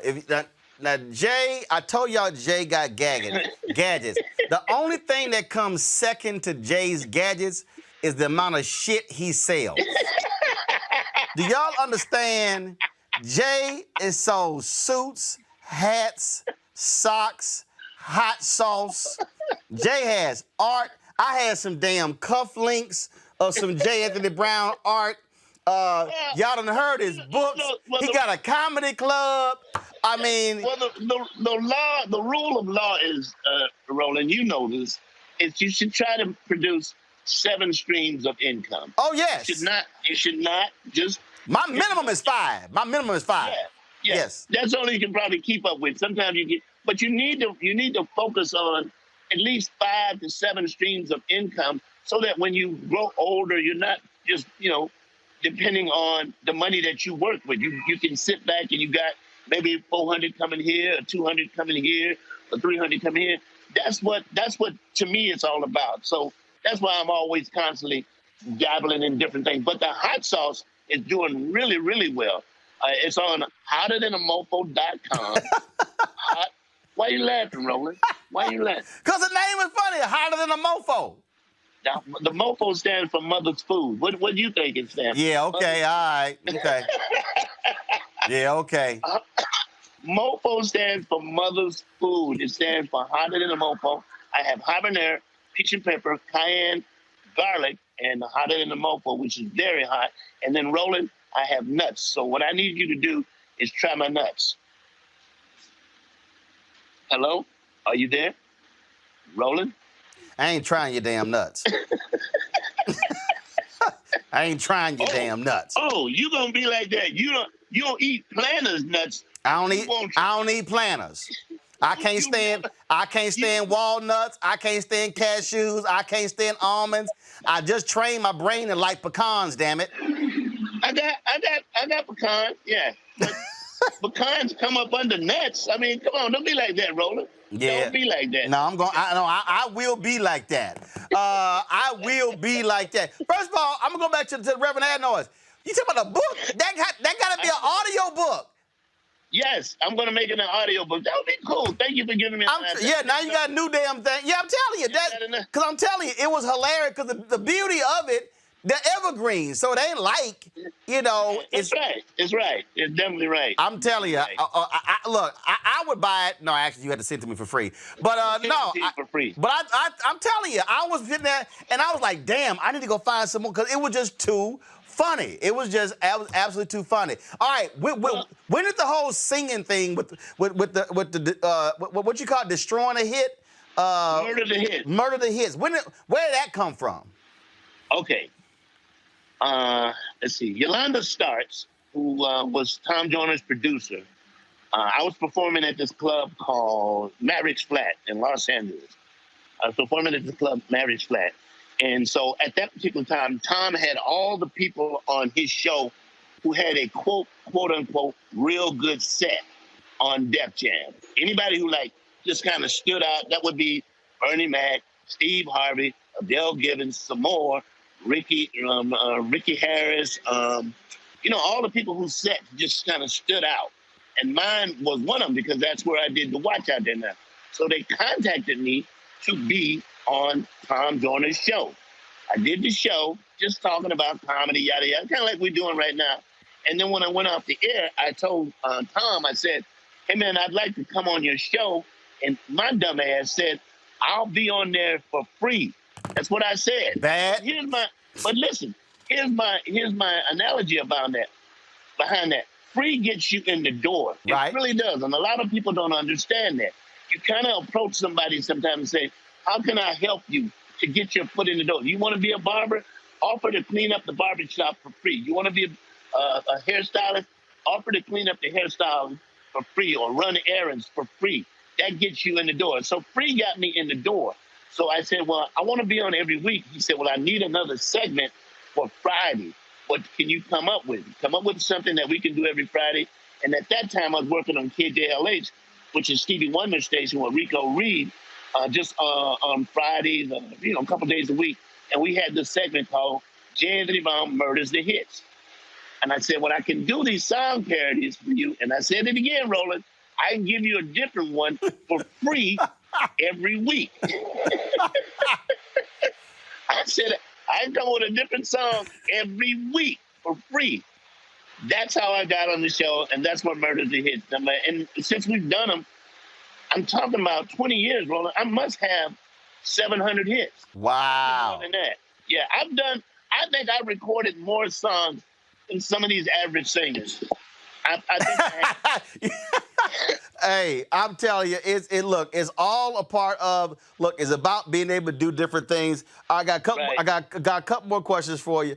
I had done this. I did the Ebony Magazine comedy issue, and I asked you and a bunch of other people who was the funniest non-comedian you knew. And I forgot. I think was it a Taylor or somebody you like? You said tell everybody who this cat was. The funniest, there's several. The funniest non-comedic person in my life was my Aunt Emily, who was very quiet until she started to drink. And when she started to drink, you got a completely different show. And you could tell she was drunk because Roland, her tongue got heavy. And she would deny being drunk. She was my favorite aunt. She turned me on to cigarettes and beer and stuff like that. And you she drunk. And she said, Aunt Emily, you drunk? Her tongue would be like it was lead. Like she couldn't talk. But what was so funny about it, she would curse out my grandmother because my grandmother was a matriarch of the family. And so everybody was afraid of her because she was the matriarch. But when my Aunt Emily got drunk, she lit up my grandmama's ass. I mean, she went in hard. She was like, if I did mama, man, damn bit mama, and I did. You couldn't laugh, but she was one of the funniest people I know. My second funniest was probably another one. It's three. Another one was Kay Patterson, who was a history teacher, who really got me hip to Langston Hughes and poetry and stuff like that. But the absolute funniest was a guy that I worked for as a tailor. His name was Henry Taylor. His last name was Taylor. He owned a tailor shop, and he had the most successful business in Atlanta. But check this out, Roland. He hated customers. Roland, when I tell you the man, customers, because his thinking was customers are in the way of what I'm doing right now. And it was like a customer would come in and he'd go, damn. I mean, he would just go off like, damn, I ain't gonna finish this. He didn't make the connection. That was his way of life, was the customers. And he would say anything to them and hoping that they wouldn't come back. Because he had so much business. I mean, I worked for him for about maybe 3 or 4 years, but I remember some of the things he said to a customer.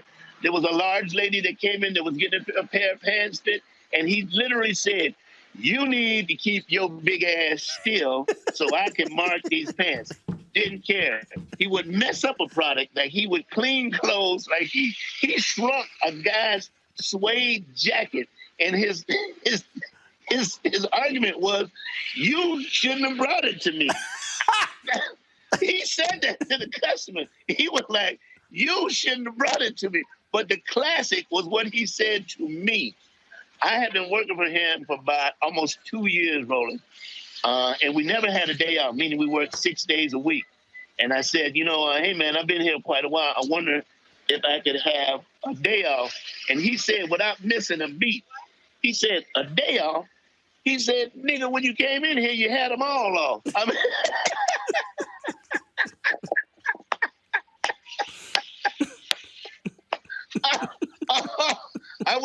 I went back to my sewing machine and sat down, Roland. So Henry, Kay Patterson, and my aunt, probably the funniest people who were not comedians I know. You had them all off. You had them all off. Yeah. All right. Yeah. So now the last thing we gotta clarify something for people. All these people. There are a lot of people. They will come up to me, man. I wish Tom and Jay would leave you alone about your ascots. I was in Nova Scotia, Canada, speaking at a business conference, and I put on the blue suit, the red tie. I walked down. The first question, yo, what ascot? And so I would explain to people, I said, y'all don't understand. Tom and Jay be talking that trash on the air, but Jay has sent me several photos of his ass wearing an ascot. I said, y'all ain't never seen him post it. I said, so y'all need to understand that's a bit. I said, but both, I said, they asses, I said, Jay wore ascot several times. But here's the thing that people don't know about an ascot. Once you put on an ascot, it elevates your education right away. People assume you know more than you really know. So I've always taken to heart that if your ass is real dumb, put on an ascot. Now you got to keep your mouth shut, but when people see you, they will think you very smart. But put on an ascot, and people will think you're very smart. Now, the thing with you, Roland, you are very smart. So we have given you so much trash about the ascot. I'm going to let it go because it's you. Here's the one thing I didn't really pick up, and you tried it, bless your heart, you tried to make it catch on, and it just didn't. The feather pocket squares, it just didn't catch on. No, here's the deal, though. Actually, here's the deal. It didn't catch on other people because I wasn't worried about other people, but actually it did catch on because my sister actually makes those and gets orders every month. Okay. So I'm gonna tell you what happened. First of all, the feather pocket square was a battle between me and Steve Harvey.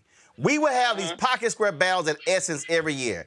And then one year I said, I got something for your ass. And I remember taking a photo and I had all the ascots and the linen suits laid out and the feather pocket squares. Man, when I got to New Orleans, he was like, Steve thought I'd actually stuffed some feathers in my pocket. I was like, no, Steve, they were actually made. The pocket squares were made. But the thing that was a trip, all these folks were like, man, feather pocket squares, but Jay, the women loved it. They loved it. Bro, I'm at the White House. Okay. Christmas party. We in line. I got an ascot on. A fuchsia ascot. I got the pocket square. Obama, they call your name, Mr. and Mrs. Roland Martin. Obama goes, Roland, really?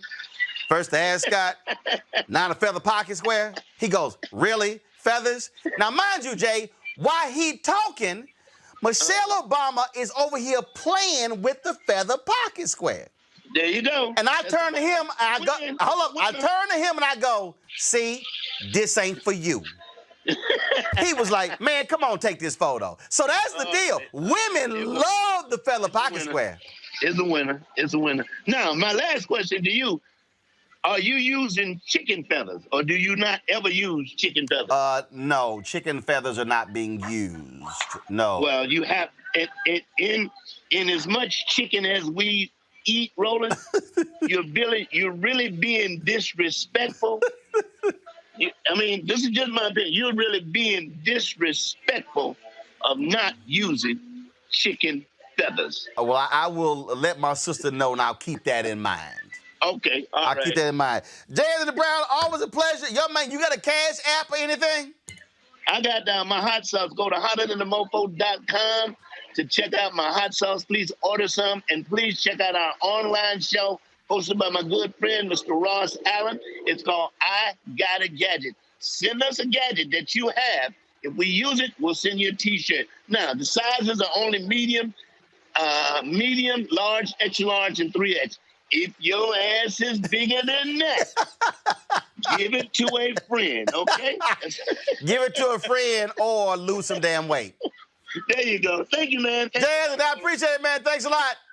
Hey. Yeah. Come back sometimes. Yeah, Jay. I really want to talk politics. That's what All right. Well, just don't wait 3 damn months. All right. The election is less than 100 days. All right. Okay. All right.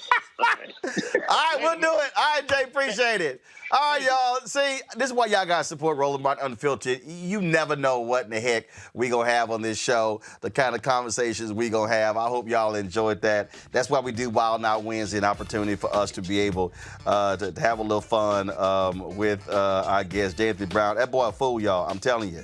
We used to, I'm telling y'all, we used to get together. Straight full. All right, real quick here. I know we way over time. And so let me go ahead and read this here. These are the folks who have given us $50 or more. I told you, if you give $50 or more, you get a personal shout out from me on the show. And so here we go. Angela Scipio, Ashley, Assorted Chocolate Travel Club, Brianna Appling, Carol Williams, Cynthia Smith, Daryl Louder, Eric Johnson, Faraya Law Group, Fadois Brown, Freddie Sidbury, Georgette Greenlee, Gladys Smith, Godoy Colbert, Hyman, Karen, Kevin Kinney, Kevin George, Lateria May, Lavon Wiedemeyer, Linda Edwards, Lisa Phillips, Lyra's Temporary Office Services, Malcolm X. Matthews, Michael Collin, Michelle Mayberry, Rondell Gowdy, Shauna Reeder, Shanika Wilbert, Sneaker, Verse Kicks, Sonali Lloyd, Tara McDonald, Tawana, Theodore Marsh, Tanya Whitley, Tony Gardner, Wanda Williams. Thank y'all for supporting Roland Martin Unfiltered and joining our Bring the Funk fan club. Folks, real simple. You can join right here on YouTube, right there. You can also go to our Cash App, $RM Unfiltered, PayPal, paypal.me/R Martin Unfiltered, Venmo.com/RM Unfiltered. You can also send a cashier's check money order to New Vision Media, NU Vision Media Inc., 1625 K Street Northwest, Suite 400, Washington, D.C., 2006. Don't forget, tomorrow, 11 a.m. Eastern, we'll be live streaming the funeral of Reverend Dr. C.T. Vivian right here on Roland Martin Unfiltered. I will see you then. Nothing but love for Hank Aaron, one of our pioneers and one of our great elders. Got to go. Ho!